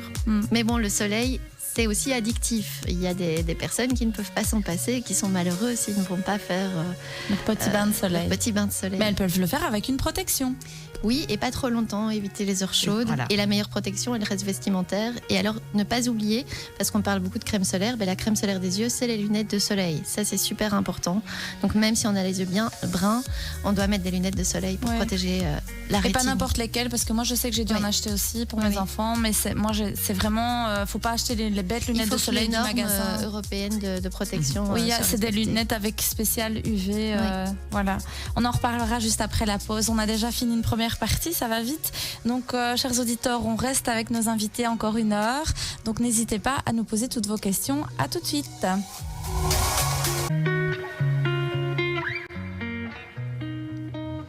Voilà, chers auditeurs, nous sommes de retour dans votre émission Santé pour tous. Aujourd'hui, on parle de la peau avec nos spécialistes. On est avec le docteur Matthews, qui est dermatologue à l'hôpital Saint-Jean, et le docteur Maréchal, qui est chef de service en oncologie et qui est hémato-oncologue. On a parlé déjà de pas mal de choses dans cette première partie de l'émission. Donc, j'espère que pour la deuxième partie, voilà, vous apprécierez tout ce dont on va vous présenter. N'hésitez pas à nous poser vos questions sur la page Facebook de l'émission. Alors, je vais aller un petit peu vers le docteur Maréchal. Je voulais savoir un petit peu quelle était la prévalence du cancer de la peau en Belgique. Les chiffres que l'on peut obtenir ne sont pas tout à fait récents sur le site. Si on a environ 40 000 nouveaux cas de cancer primitif de la peau, un gros 3/4 sont des tumeurs basocellulaires. Donc ça, ce sont les petites lésions qui arrivent plus chez des personnes plus âgées et qui sont plus lentement évolutives et qui sont assez fréquentes. Ça, c'est environ 3/4. Alors, il y a entre 15 et 20% qui sont d'un deuxième type, qui sont des spinocellulaires, qui sont plus embêtantes, qui sont d'évolution un petit peu plus agressive, qui peuvent métastaser au lieu des basocellulaires qui ont surtout des dégâts locaux, et qui peuvent métastaser, qui sont plus agressives. Et puis, le type le plus médiatiquement connu, qui est le mélanome, et qui est moins fréquent, parce que lui, c'est entre 5 et 10%. Et qui peut survenir chez des personnes plus jeunes, et tous trois sont forcément influencés par les UV. Donc ça, ce sont les 3 grands types. Alors, on ne va pas parler des autres, qui représentent moins d'1% des tumeurs primitives de la peau, et on ne parle évidemment pas des localisations au niveau de la peau, par exemple, de métastases qui viennent d'ailleurs, ce que nous rencontrons. Comment vous choisissez alors les traitements pour ces types de... Comme je vous avais dit dans l'introduction, nous, on est vraiment au milieu de tout le monde. On se trouve principalement avec les partenaires privilégiés qui sont les dermatologues pour le diagnostic et la prise en charge initiale, mais également avec les chirurgiens qui sont surtout des chirurgiens plasticiens. Comme on a dit, la peau est un organe qui est exposé à la vue, c'est un organe aussi avec un grand côté esthétique. Et quand il y a des lésions de la peau, parfois ça c'est tellement petit que le dermatologue peut s'en occuper, et parfois il faut s'en référer au chirurgien parce qu'il y a une résection plus large. Elle est fondamentale au départ, elle doit être complète, puisque le geste chirurgical c'est le geste principal, mais j'insiste très très fort aussi sur le geste diagnostique. C'est que tout fragment de peau qui est enlevé doit être analysé. Et on a encore, et je me rappelle, je suis quand même pas si vieille, de patients qui disent « Ah oui, on m'a enlevé un bouton ou un grain de beauté ». Je dis « Ah, et quelle en est l'analyse ?» Parce que ça, c'est toujours notre obsession de savoir au microscope qu'est-ce que ça donne. Ah ben je sais pas. Et puis quand on doit remonter comme Sherlock Holmes, on remonte un petit peu l'enquête et on voit il y a 5 ans ou 10 ans de quoi il s'agit, eh bien parfois il n'y a même pas eu d'analyse qui ait été faite. Et ça c'est assez dramatique parce qu'on ne sait pas. Et on ne sait pas si on a enlevé un mélanome débutant ou autre chose, et puis on se trouve avec des lésions d'origine inconnue ou une récidive. Donc c'est quand même extrêmement important, toujours, pas uniquement d'avoir l'esthétique, mais d'avoir un diagnostic précis. Oui, maintenant, en général, ils font souvent, de toute façon. C'est indispensable. Maintenant, ils le font automatiquement, j'ai l'impression. Après, il y a donc de nouveau pour des motifs esthétiques, par exemple, certaines personnes qui souhaiteraient faire partir des taches pigmentées sur le visage, et il y a une technique qui s'appelle le laser pigmentaire qui peut faire partir ces taches. Mais avant de faire ça, il faut s'assurer d'avoir fait examiner ces taches avec un outil qui s'appelle le dermoscope, qui est l'outil de travail principal des dermatologues, qui est une loupe qui nous permet avec une lumière spéciale de voir dans l'épaisseur de la peau et de définir en fait le caractère bénin ou malin des lésions. Eh bien, avant de faire quelque intervention que ce soit, il faut toujours s'assurer au moyen de ce dermoscope que les lésions qu'on va éventuellement détruire avec le laser et qu'on ne pourra donc pas analyser sont à 100% des lésions bénignes. Ça, c'est vraiment capital. Mais c'est le même laser là qui enlève les cicatrices. Je crois que j'ai déjà utilisé ce laser. Oui, alors il y a plein de lasers différents. Ouais. Ça, c'est vraiment un sujet très vaste, mais il y a des lasers qui sont des lasers épilatoires, il y a des lasers pour les taches pigmentaires, des lasers pour les vaisseaux. Pour les petites taches de rousseur, il y a des gens qui veulent enlever ça. Oui, mais certaines personnes n'aiment pas leurs taches de rousseur, alors que je trouve ça très joli oui, aussi, c'est très mais joli. Certaines personnes ne les aiment pas. Ah oui, et oui, c'est vrai qu'alors du coup, si on est mal dans sa peau et que... Ouais. Ça peut être, c'est un motif de consultation. Et on sait les enlever juste avec du laser alors ça dépend du type de tâche, mais un certain nombre de ces tâches peut effectivement, en tout cas, être atténué. Mais de nouveau, quand on fait ces traitements-là, si on ne met pas de crème solaire par après, ça revient. Donc ça va de pair avec une protection solaire. Ça, c'est vraiment la base de la base. Et parce que donc les petites taches de rousseur, elles sont aussi provoquées par le soleil. Elles sont en fait... Elles sortent plus. Voilà, c'est ça. Donc c'est pas que le soleil, c'est aussi le phototype, la génétique de la peau qui fait qu'on a ou pas des taches de rousseur. C'est plus fréquent chez les personnes rousses. Oui, mon fils, il en a. Je trouve ça trop mignon. C'est assez mignon. Mais le soleil, effectivement, les fait plus ressortir. Ouais, c'est vrai. Ok. Et du coup, par rapport à la prise en charge, vous dites qu'il y a un acte chirurgical qui est posé, donc on va enlever la lésion, en tout cas le mélanome par exemple, ou les cellules qui sont dangereuses pour la personne, qui sont cancérigènes. Mais après, je suppose que c'est là que vous intervenez, c'est-à-dire que vous allez peut-être donner un traitement, c'est ça ? Vous allez plutôt vous assurer qu'il y a un traitement derrière, que ce soit immunothérapie ou radiothérapie, c'est comme ça que ça fonctionne ? Notre rôle est mineur par rapport à l'importance du rôle essentiellement du dermatologue qui pose le diagnostic visuel avec son dermoscope. Ça, c'est le stéthoscope du dermatologue, c'est le dermoscope, c'est fondamental. Et alors, c'est ensemble qu'on se réunit aussi pour savoir quelle est la prise en charge, quelle est la taille de la lésion, quelle est sa localisation. Il y a des endroits où ça pose pas trop de problèmes. Si c'est au milieu du dos, bon, ça fait une cicatrice. Mais si c'est à la racine du nez, il n'y a pas beaucoup de tissu de réserve, si vous voulez enlever et avoir suffisamment de marge de résection, il faut tirer dessus, il n'y a pas grand-chose, vous n'avez pas beaucoup d'élasticité, vous n'avez pas beaucoup... Alors, il faut soit des greffes, soit il faut... Il y a des endroits où c'est critique et tout dépend de la taille de la lésion. Si vous avez quelque chose d'un peu grand, ça devient compliqué d'aller l'enlever en totalité et c'est fondamentalement le premier traitement du cancer et le traitement fondamental et vous ne pouvez pas rater votre objectif, il faut être complet. Alors, si on a enlevé quelque chose et qu'on ne savait pas ce que c'était, eh bien, alors, dans un deuxième temps, rapprocher, il faut réexciser avant que la lésion ne se développe ailleurs. Il faut réexciser plus largement avec une greffe et c'est là qu'intervient aussi le plasticien.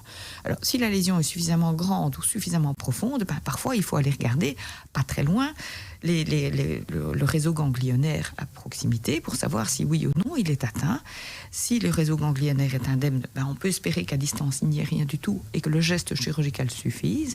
Mais si les ganglions de voisinage sont atteints, c'est là qu'on intervient. Donc c'est pour une petite proportion de cancer mélanome que actuellement, depuis pas très longtemps, on a la possibilité de donner un traitement complémentaire. Un traitement complémentaire, par exemple, comme vous aviez suggéré, par immunothérapie, de manière à contrôler la maladie à un stade où elle est encore non détectable, mais on suppose, par la présence de cellules cancéreuses au niveau du ganglion, qu'il y a des cellules qui peut-être se seraient déjà nichées ailleurs. Mais tant qu'elles sont indétectables en nombre et qu'elles sont en très petit nombre, c'est à ce moment-là qu'on peut être complet dans leur contrôle. Il ne faut pas oublier, si on parle d'1 centimètre de tissu, 1 centimètre cube, vous voyez déjà ce que c'est tout petit. C'est à la limite de la détectabilité d'un scanner ou d'un PET scan. 1 centimètre cube, ça représente combien de cellules? Oui, c'est énorme. 1 milliard. 1 milliard, ouais.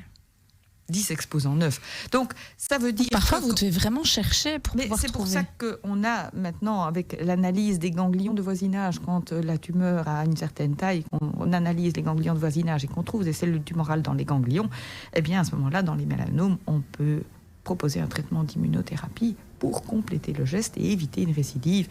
Et on sait qu'on a un meilleur taux de contrôle de la maladie que si on ne faisait rien. Et donc ça, ce sont les progrès récents que l'on a développés. L'immunothérapie, on en entend beaucoup parler. On voit que ça fonctionne quand même assez bien. Tout à fait. Ça a révolutionné l'évolution des mélanomes. Oui. Et alors, il y avait un des médecins qui était venu ici qui nous avait dit on ne peut pas dire qu'on est complètement rétabli. Il faut attendre 5 ans. Oui. Parce qu'il y a toujours... Quand il y a une rémission de la maladie, ça veut dire qu'on ne la détecte pas et qu'on espère qu'elle ne soit pas revenue. Il faut attendre l'évolution des années pour voir que même avec l'arrêt d'un traitement, la maladie ne soit pas revenue. Et donc ça, c'est pour ça que l'on parle de rémission et pas de guérison. Ce sont pour nous des termes qui sont extrêmement différents, même si dans la tête du patient, parfois ces concepts peuvent se mélanger. Donc on peut parler de guérison seulement après 5 ans, si la personne n'a pas fait de récidive et qu'il n'y a rien qui est revenu, quoi. C'est ça. Mais il y a toujours un risque, si on développe une première fois un type de cancer, il y a toujours un risque que ça se redéveloppe et donc il faut rester prudent et avoir vraiment un comportement préventif. C'est fondamental. Si vous avez déjà, dans un premier cas, développer un cancer, c'est que quelque part votre système de contrôle n'est pas tout à fait performant et que la prévention, ce qu'on appelle la prévention secondaire, c'est éviter qu'un deuxième cancer du même type ou d'un autre type n'arrive, eh bien il est d'autant plus important d'être prudent dans les facteurs de risque et également de fréquenter régulièrement le dermatologue pour détecter précocement d'autres lésions qui pourraient se développer.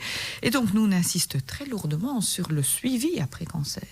Et les dermatologues aussi. Mais donc, ce qui est très important dans la tête des patients, c'est aussi qu'ils continuent ce suivi régulier et pas on m'a enlevé un cancer, j'en suis quitte et puis maintenant, bye bye.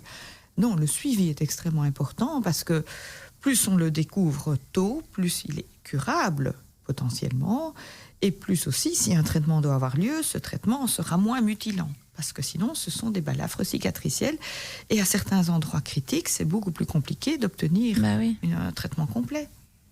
c'est ça, oui. Donc c'est vrai qu'il y a tout. Enfin, c'est marrant parce que j'ai l'impression que vous prenez quand même aussi dans votre travail l'aspect esthétique et l'aspect bien-être du patient aussi. Bien C'est-à-dire sûr. que si évidemment La le qualité patient. de vie. Ben c'est oui, ça. voilà, il ne s'agit pas que juste d'enlever la tumeur ou voilà, la cellule cancérigène. Il s'agit aussi de faire attention que le patient puisse vivre bien Bien après. sûr, le mieux possible pour tout type de cancer. Oui, c'est ça. Oui. Alors, moi, je voudrais demander au docteur Matthews comment on peut prévenir tout ça et quels sont les comportements protecteurs. Oui. En dehors de juste tartiner de crème. La crème solaire. Alors déjà, se tartiner de crème, c'est pas suffisant de juste se tartiner. Il faut bien se tartiner.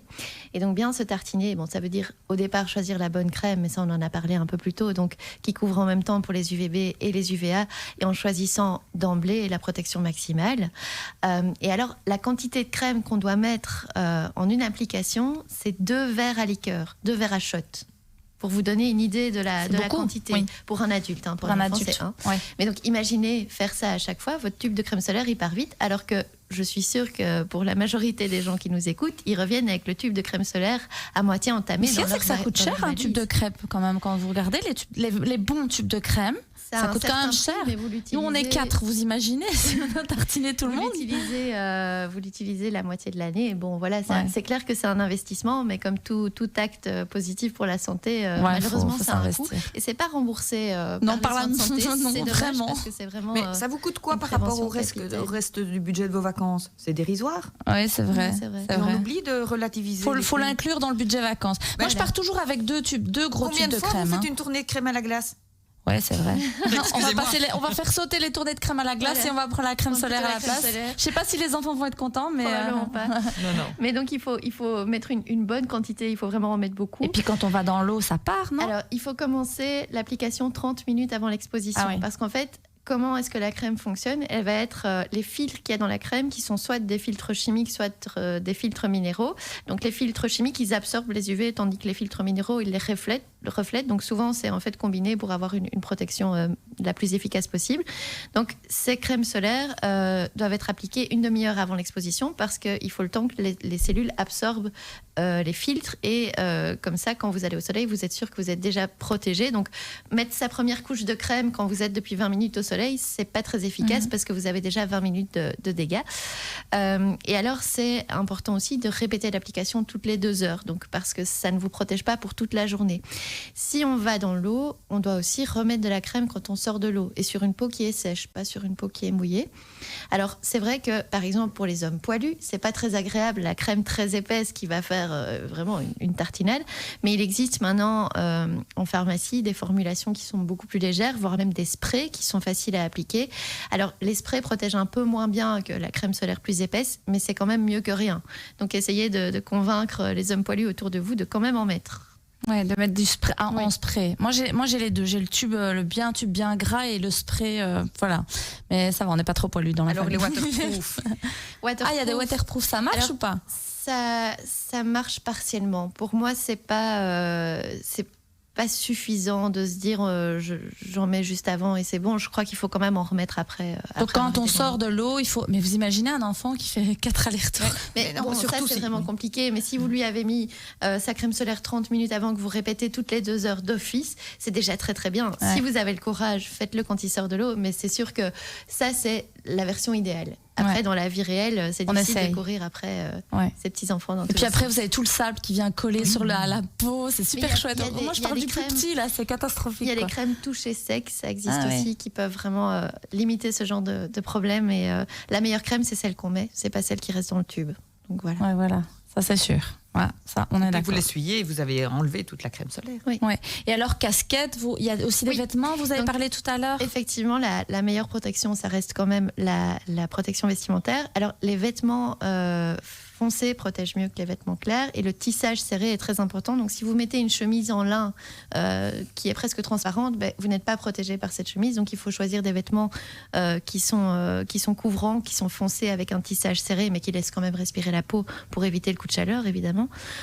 Et alors, le chapeau et les lunettes solaires sont super importants. Et chez les petits, il existe des combinaisons anti-UV qu'on peut trouver dans les grands Oui. magasins de sport et qui sont une bonne solution pour pas trop se poser de questions. Mais de nouveau, je répète, il il faut quand même mettre de la crème solaire avant de mettre la combinaison.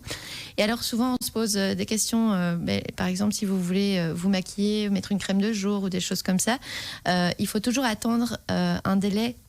Il faut commencer par la crème solaire et puis il faut un délai minimum de 20-30 minutes avant d'appliquer une autre crème. Sinon ça peut diluer les filtres et elles seront alors moins efficaces. Donc ça veut dire que si on met de la crème solaire, on doit mettre au-dessus son maquillage. Vous pouvez mettre au-dessus votre maquillage ou votre crème de jour, mais il faut attendre un petit peu. À quoi sert une crème de jour en plus d'une crème solaire? Il y a des personnes qui ont la peau très très sèche et qui ne sont pas confortables si elles ne mettent pas leur crème de jour habituelle. Donc l'utilisation de la crème solaire ne doit pas freiner l'utilisation d'autres crèmes éventuellement. Oui. Donc c'est d'abord la crème solaire Toujours et puis la crème solaire. Oui. Ah bah c'est bon à savoir, on en apprend des choses. Et tiens, moi je me disais, est-ce que le maquillage c'est bon pour la peau? Alors, c'est pas que c'est bon ou que c'est mauvais, il faut faire attention clairement aux produits qu'on choisit, mais ça je pense que les personnes sont de plus en plus sensibilisées à ça. Mais c'est surtout important de ne pas en mettre trop. Donc souvent, on voit par exemple les jeunes filles qui ont de l'acné qui auront tendance à mettre un plâtras de fond de teint pour masquer les boutons. Mais malheureusement, ça aggrave l'acné. Donc il faut rester léger. Et alors il faut choisir des maquillages a priori non comédogènes, donc qui ne sont pas trop gras. Et alors le fait de mettre une crème teintée ou de mettre de l'auto-bronzant, ça ajoute une petite protection. De nouveau, pas une protection suffisante, mais ça peut faire un petit écran supplémentaire. Donc si on met une petite, un petit fond de teint ou quoi, ça peut protéger aussi un petit peu. Ça peut aider un petit peu, mais il faut quand même mettre la crème solaire. Avant. Oui. Avant le fond de teint aussi. Avant le fond de teint. Pas après aussi, le fond de teint. La crème solaire après le fond de teint, non, ça doit pas faire un bon mélange, j'avoue. Bon, on va repartir à la pause. On parle de plein de choses aujourd'hui. On va parler cosmétique aussi, donc c'est vraiment sympa. Chers auditeurs, restez avec nous. On est encore un petit peu avec nos invités pour cette deuxième partie de l'émission. On parle de la peau avec nos spécialistes. À tout de suite.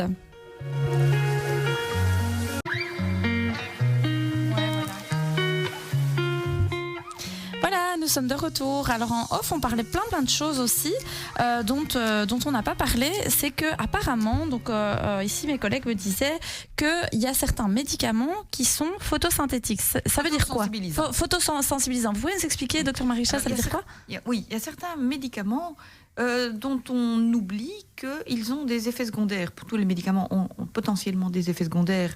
Il ne faut pas prendre un médicament parce qu'il y a certains effets secondaires. Ce n'est pas ça qui doit freiner, mais il faut les connaître. Il y a des interactions médicamenteuses entre eux.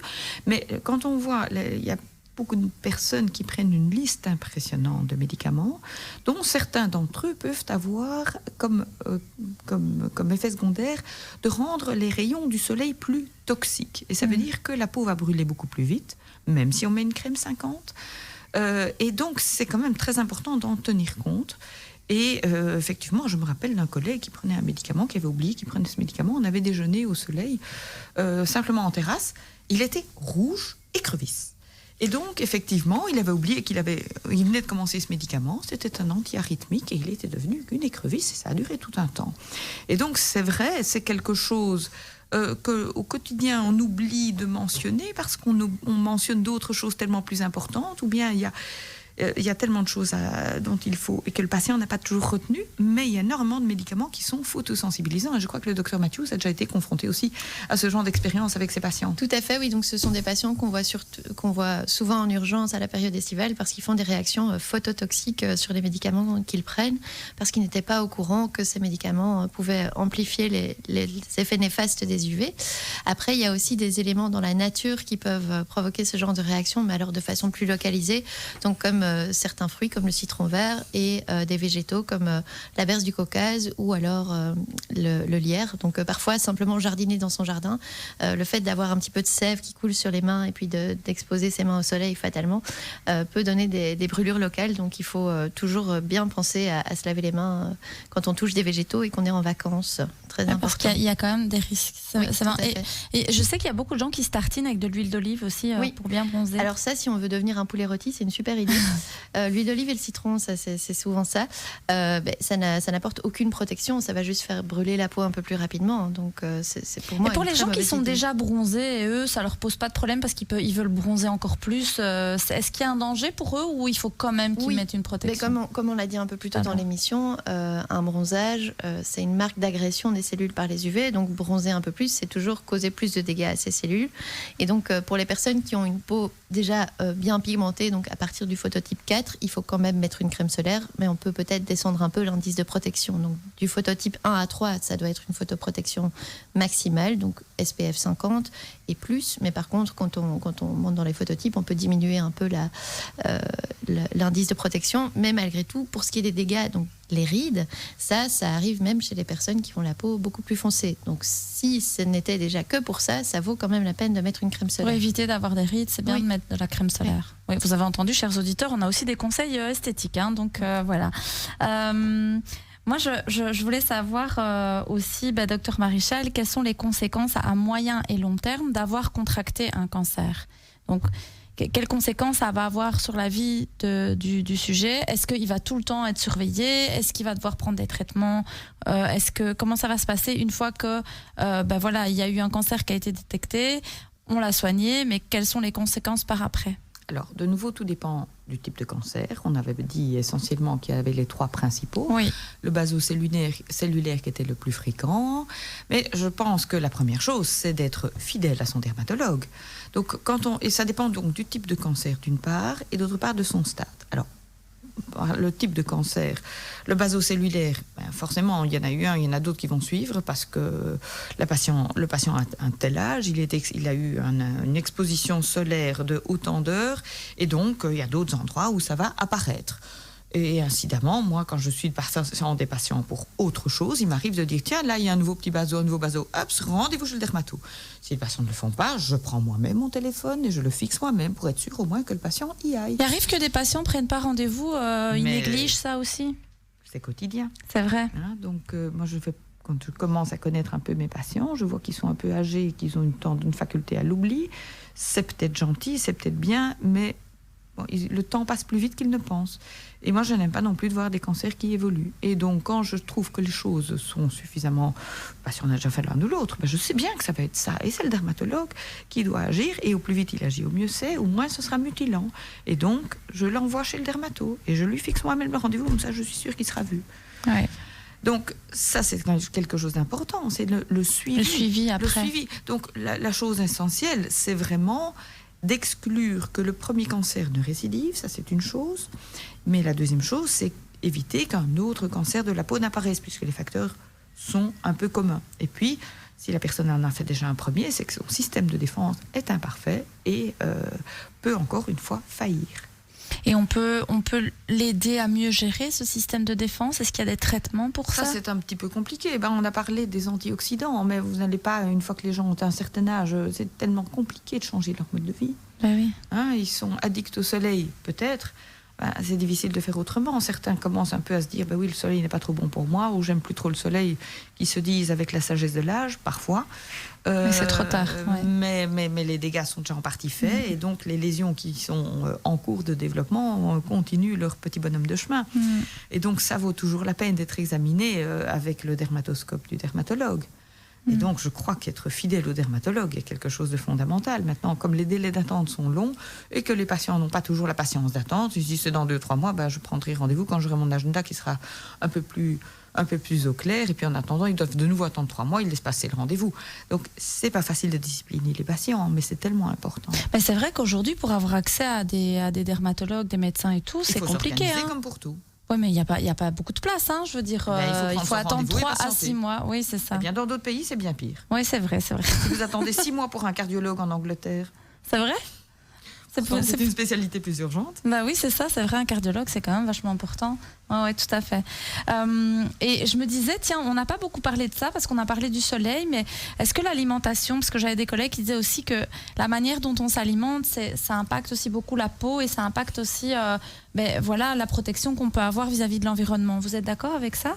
Dans les grandes lignes, oui. Maintenant, c'est tellement compliqué de faire des études sur l'alimentation.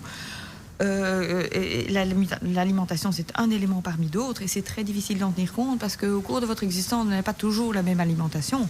Or, le nombre d'erreurs qui se passent au niveau des cellules sont cumulatives.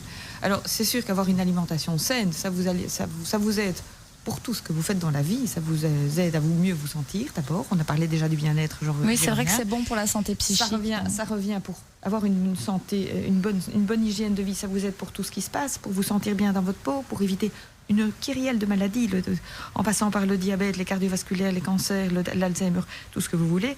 Maintenant, pour la peau, c'est valable également, même si vous n'en mesurez pas de façon immédiate la relation de causalité.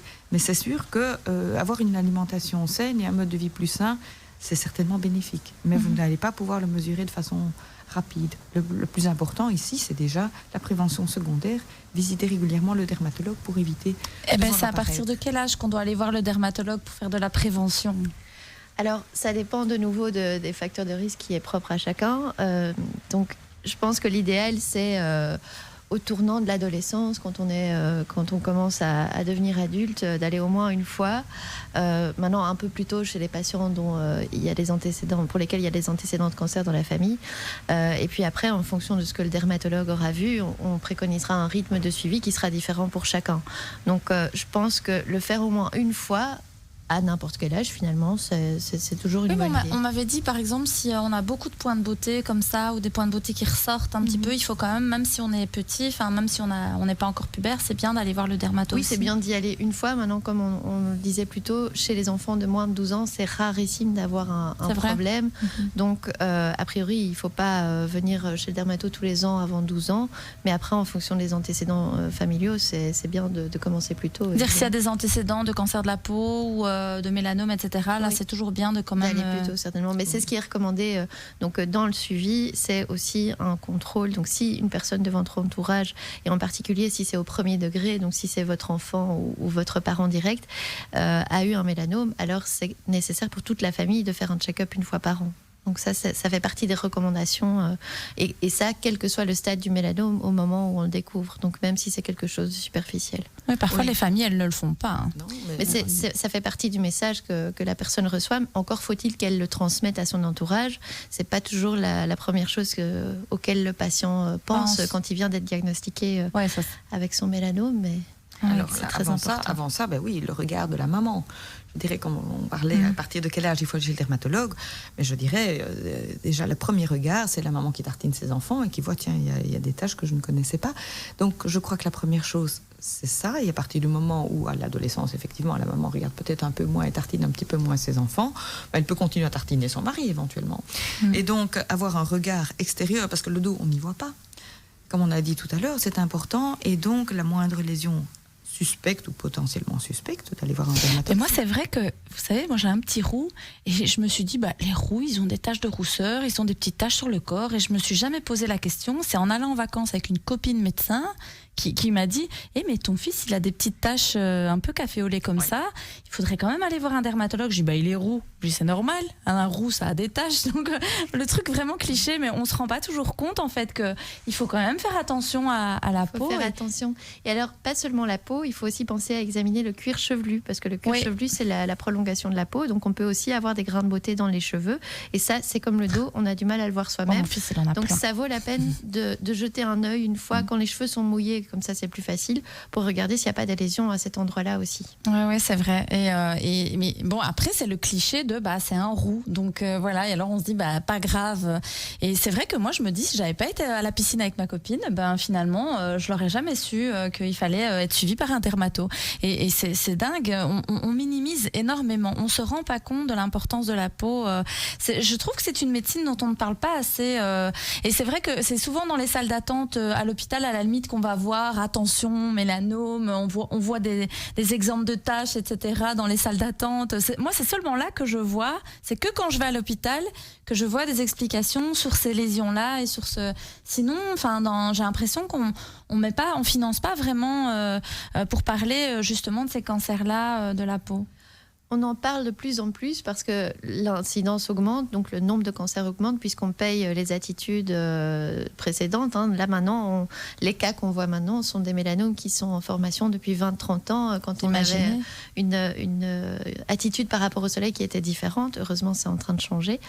Mais c'est vrai qu'on n'en parle jamais assez puisque finalement, en parler autour de soi, ça peut parfois sauver une vie. Souvent, on néglige le fait de discuter de ce genre de choses, mais ça peut vraiment aider. aider. Et même des publicités, je pense, vous savez, sur les chaînes publiques, par exemple, faire des publicités sur attention, c'est les vacances, le soleil. Tous les ans, ici, ça a été évidemment difficile avec le Covid, mais il y a des campagnes à l'échelle européenne, entre autres l'Euromélanoma, qui est une campagne qui va organiser des dépistages gratuits dans certains hôpitaux en Belgique, des dépistages pour tout le monde. En fait, tout le monde peut s'y présenter.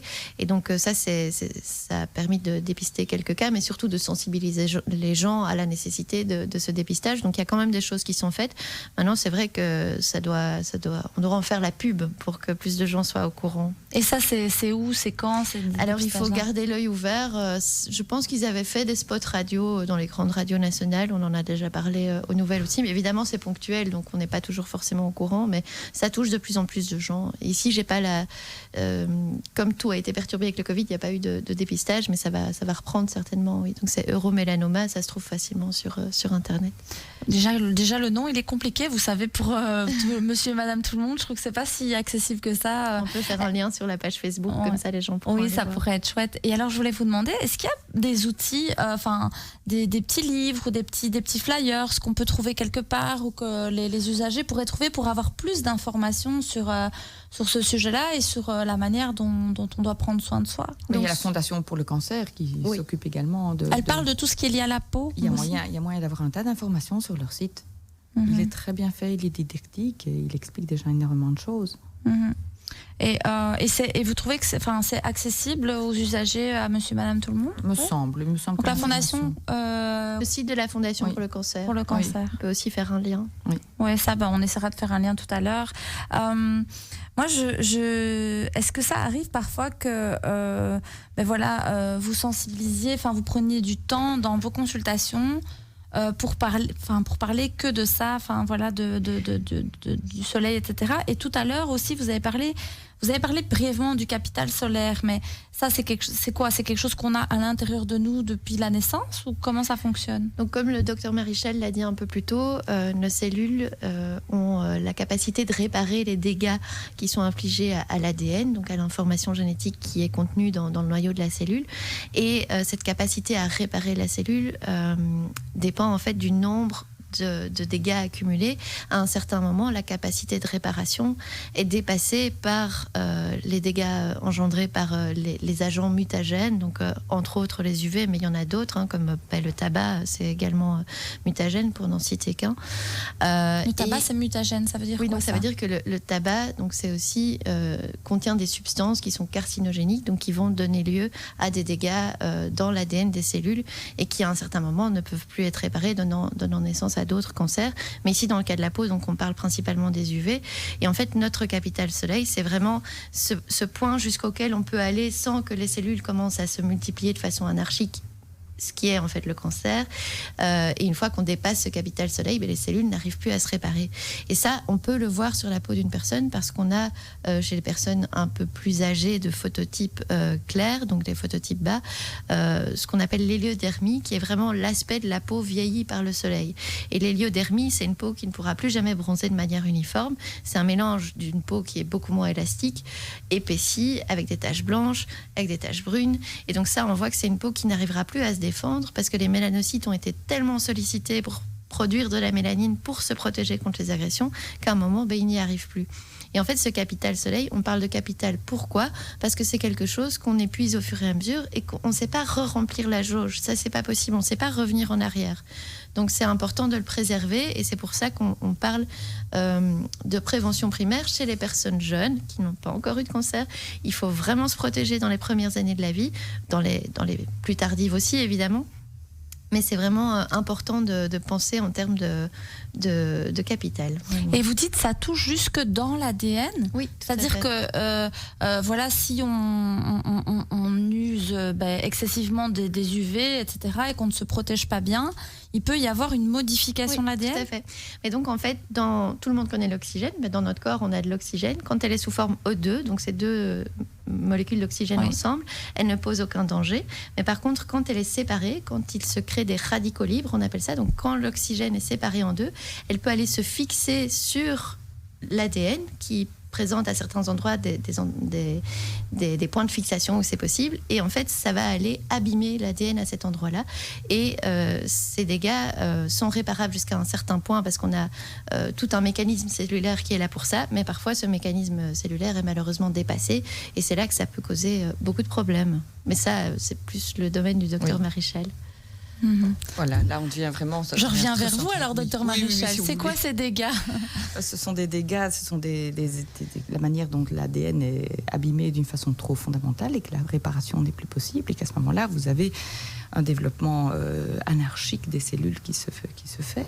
Et donc parce que l'ADN a été touché. Trop abîmé. Oui. Mais alors, comment les médecins peuvent réparer cet ADN? Ce ne sont pas les médecins qui réparent, mais à ce moment-là, le cancer commence à se développer. Et donc à ce moment-là, c'est quand on le détecte, qu'il est déjà depuis un petit temps, qu'il faut essayer de le prendre le plus tôt possible pour qu'il ne soit pas trop étendu et qu'on puisse encore contrôler de façon le plus complète possible la situation. D'où l'importance de faire examiner la peau et de voir là où il y a des taches qui se sont modifiées, soit au niveau de la dimension, de la couleur, et qui puissent être vues par le dermatologue. Pour d'autres cancers qui ne sont pas les mélanomes, ce sont comme des espèces de taches, des croûtes qui ne guérissent pas. Et quand on a comme ça, ça on n'a pas encore beaucoup parlé, mais pour les spinocellulaires ou certains basaux qui sont des taches qui ne sont pas nécessairement pigmentées, mais quand on a des petites blessures qui ne guérissent pas, des croûtes qui restent. Mais c'est pas normal. Et il faut que le dermatologue les voie, parce que ce sont peut-être des cancers débutants et qu'il est encore temps de prendre à temps. Et quand on voit parfois les ravages de ce que certaines personnes âgées vivant seules laissent évoluer, c'est impressionnant, parce qu'alors c'est extrêmement débilitant quand il faut les resséquer. Oui. Alors on va devoir s'arrêter une dernière fois, une petite pause. Après la pause, je vous demanderai juste de donner quelques conseils plus ponctuels pour nos auditeurs parce que l'émission touche tout doucement à sa fin. Mais c'est vrai que c'était très intéressant comme émission. On a appris beaucoup de choses. On aura envie de dire tellement plus aussi par rapport à ça. Donc je vous dis à tout de suite, chers auditeurs. On aura quelques conseils de nos spécialistes après la pause.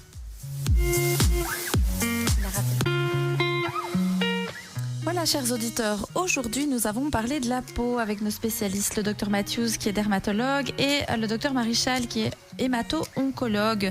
Et donc, moi j'avais envie de leur demander, puis il nous reste que 10 minutes, les derniers conseils qu'elles auraient à nous donner justement à l'approche des vacances, aussi pour éviter de développer des cancers de la peau, tout ce qui est la partie dépistage, prévention. Donc je ne sais pas laquelle va commencer pour nous donner des petits conseils. Ah, docteur Matthews va commencer. Avant de partir en vacances, soyez sûr d'avoir dans votre valise une bonne crème solaire pour toute la famille qui protège contre les UVB et les UVA, des vêtements couvrants, un chapeau, des lunettes solaires. Quand vous êtes là-bas, sur place, essayez d'éviter les heures chaudes. Donc ça veut dire que l'idéal, c'est d'éviter entre 10 et 16 heures de s'exposer. Appliquez votre crème solaire 30 minutes avant d'aller au soleil et puis répétez l'application toutes les 2 heures et après chaque bain. Et évitez d'exposer les tout jeunes enfants au soleil un maximum. Donc en dessous de 3 ans, normalement, c'est pas de soleil dans la mesure du possible. Et alors, aussi, c'est très important de bien s'hydrater, boire beaucoup d'eau pour éviter les coups de chaleur. Et pensez aussi à vérifier si vous prenez des médicaments, la notice avant, parce que certains médicaments peuvent sensibiliser votre peau au soleil, donc ayez conscience de ça. Et alors, quand vous revenez, alors c'est important aussi, ça c'est vrai qu'on l'a pas dit avant, l'après-soleil peut aider après l'exposition, donc c'est important d'en mettre aussi. Et voilà, ça c'est pour ça avant les vacances. Aide dans quel sens? C'est-à-dire que ça soulage un peu? Ça peut aider la peau à se réparer et éviter l'excès de sécheresse aussi qui peut être induit par le soleil. Donc c'est toujours une bonne idée de... Ça me pique l'après-soleil. Quand je mets de l'après-soleil, ça pique, c'est normal. Ça c'est quand on s'est exposé un peu trop. Ça c'est quand on expose un peu trop. C'est que ça révèle. Ça doit pas piquer normalement. Non. C'est ça. Et la peau, quand vous partez en vacances, votre peau ne doit pas vous faire mal. Vous ne devez pas avoir de rougeur, sinon ça veut dire que vous l'avez trop abîmée. Et de façon générale, le bronzage, même si la société trouve ça positif, c'est pas forcément quelque chose de sain pour votre peau. Donc il faut pas abuser du soleil, mais un peu c'est quand même bon pour le moral. Et puis on peut être beau en étant blanc aussi. Tout à fait. Voilà, toutes les couleurs sont belles. Il faut arrêter. Il n'y a pas que le bronzage. En plus, vous l'avez dit pendant l'émission, le bronzage il dure pas forcément. Donc chaque fois on va vouloir retourner aller au soleil, etc. Et on abîme son capital soleil, on abîme son ADN. Enfin moi j'ai retenu plein de choses aujourd'hui. C'est que c'est quand même un certain danger. C'est un des facteurs principaux de cause de cancer de la peau. Donc c'est c'est quand même non négligeable par rapport à ce que vous nous avez dit. C'est important de faire attention et de se protéger au maximum, quoi. Docteur Maréchal. Oui. Alors, comment on fait pour détecter tout ça, du coup, pour dépister, pour... Tout à l'heure, vous avez dit qu'il faut s'observer, il faut se regarder dans la tête. Enfin, vous avez dit dans la famille, il faut tous se regarder, etc. Oui. Mais qu'est-ce qu'on regarde et comment qu'on regarde? On va regarder les tâches qui éventuellement étaient présentes et voir si elles se modifient. Parfois, il faut se référer à des photos, dire tiens, cette tâche beauté, mais il y a quelques années, elle était moins grande que ça. Elle a grandi. Tiens, à ce niveau-là, ça vaut la peine d'aller vérifier du côté du dermatologue. Donc, s'observer soi-même, observer ses enfants, observer les personnes avec lesquelles on vit et constater éventuellement, notamment au niveau du dos, là où on ne peut pas voir soi-même, au niveau du cuir chevelu, qu'il y a des choses qui se modifient. Ne jamais hésiter à aller voir le dermatologue, même si le rendez-vous n'est pas immédiat. Ce n'est pas parce qu'il n'est pas immédiat que ce rendez-vous n'est pas extrêmement utile. Si vous êtes plus inquiet et que vous n'avez pas accès au rendez-vous de dermatologue plus rapidement, allez voir votre généraliste ou un autre spécialiste qui vous donnera un rendez-vous plus rapide s'il y a lieu. Donc il n'y a pas de quoi précipiter, sauf si un regard médical dit oui, c'est nécessaire, c'est relativement urgent, oui, il ne faut pas traîner. Donc ça, c'est quelque chose d'important. À tous mes patients que je soigne, notamment avec des chimiothérapies, parce que le cancer de la peau ne nous occupe pas autant que tous les autres cancers et tous les médicaments que nous donnons, a priori, presque tous les médicaments sont photosensibilisants. Et donc, on dit toujours à nos patients, attention, pas de soleil aux heures les plus chaudes, mettez-vous à l'ombre, couvrez-vous, protégez-vous et appliquez-vous une crème solaire avec un indice suffisant. Et on le dit aux patients systématiquement. Autre chose, pour que les patients soient bien dans leur peau, bien dans leur corps et en bonne santé, c'est manger sainement des fruits, des légumes, de l'eau, en bonne quantité. Pourquoi ? C'est dans les fruits et les légumes qu'on va trouver le plus d'antioxydants. Les antioxydants peuvent nous aider pour tout type de cancer, pas uniquement au niveau du cancer de la peau, mais pour tous les autres. Faites-vous du bien, mangez proche de la nature et pas les produits ultra transformés. Mangez ce qui est proche de la nature, c'est là que vous trouverez le plus de bienfaits, le moins de toxiques, le moins d'additifs, le moins de carcinogènes aussi. Et donc ça, c'est un élément essentiel aussi. Faites-vous du bien. Respecter son corps et écouter son corps. Et voir la nature. Soyez proche de la nature. Donc tout ça, c'est quelque chose d'important.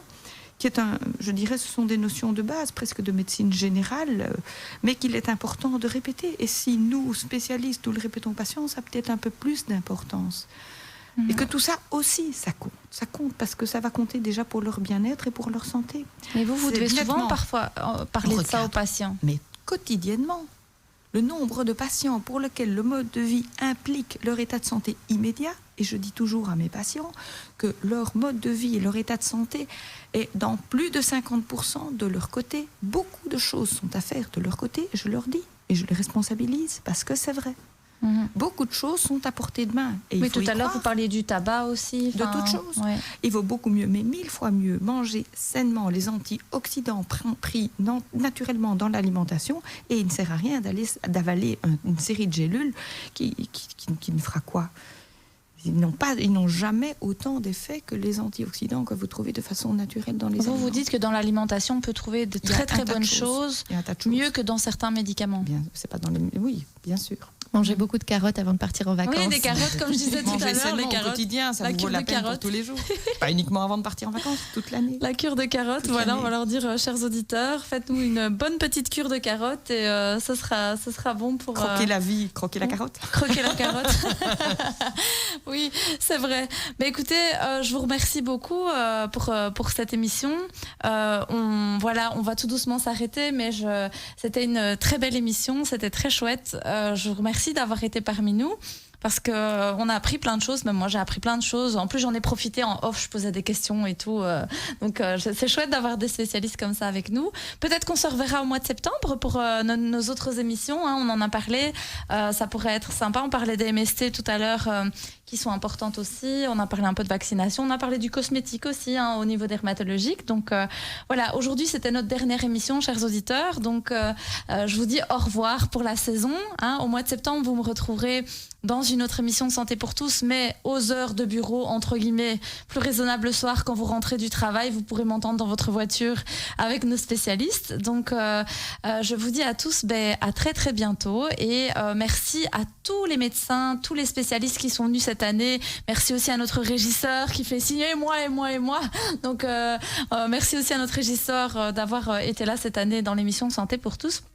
Et je vous dis à très bientôt, bonnes vacances et surtout, faites attention à vous, préservez-vous, faites attention à votre santé. Voilà, à très bientôt. Merci à vous. Au revoir.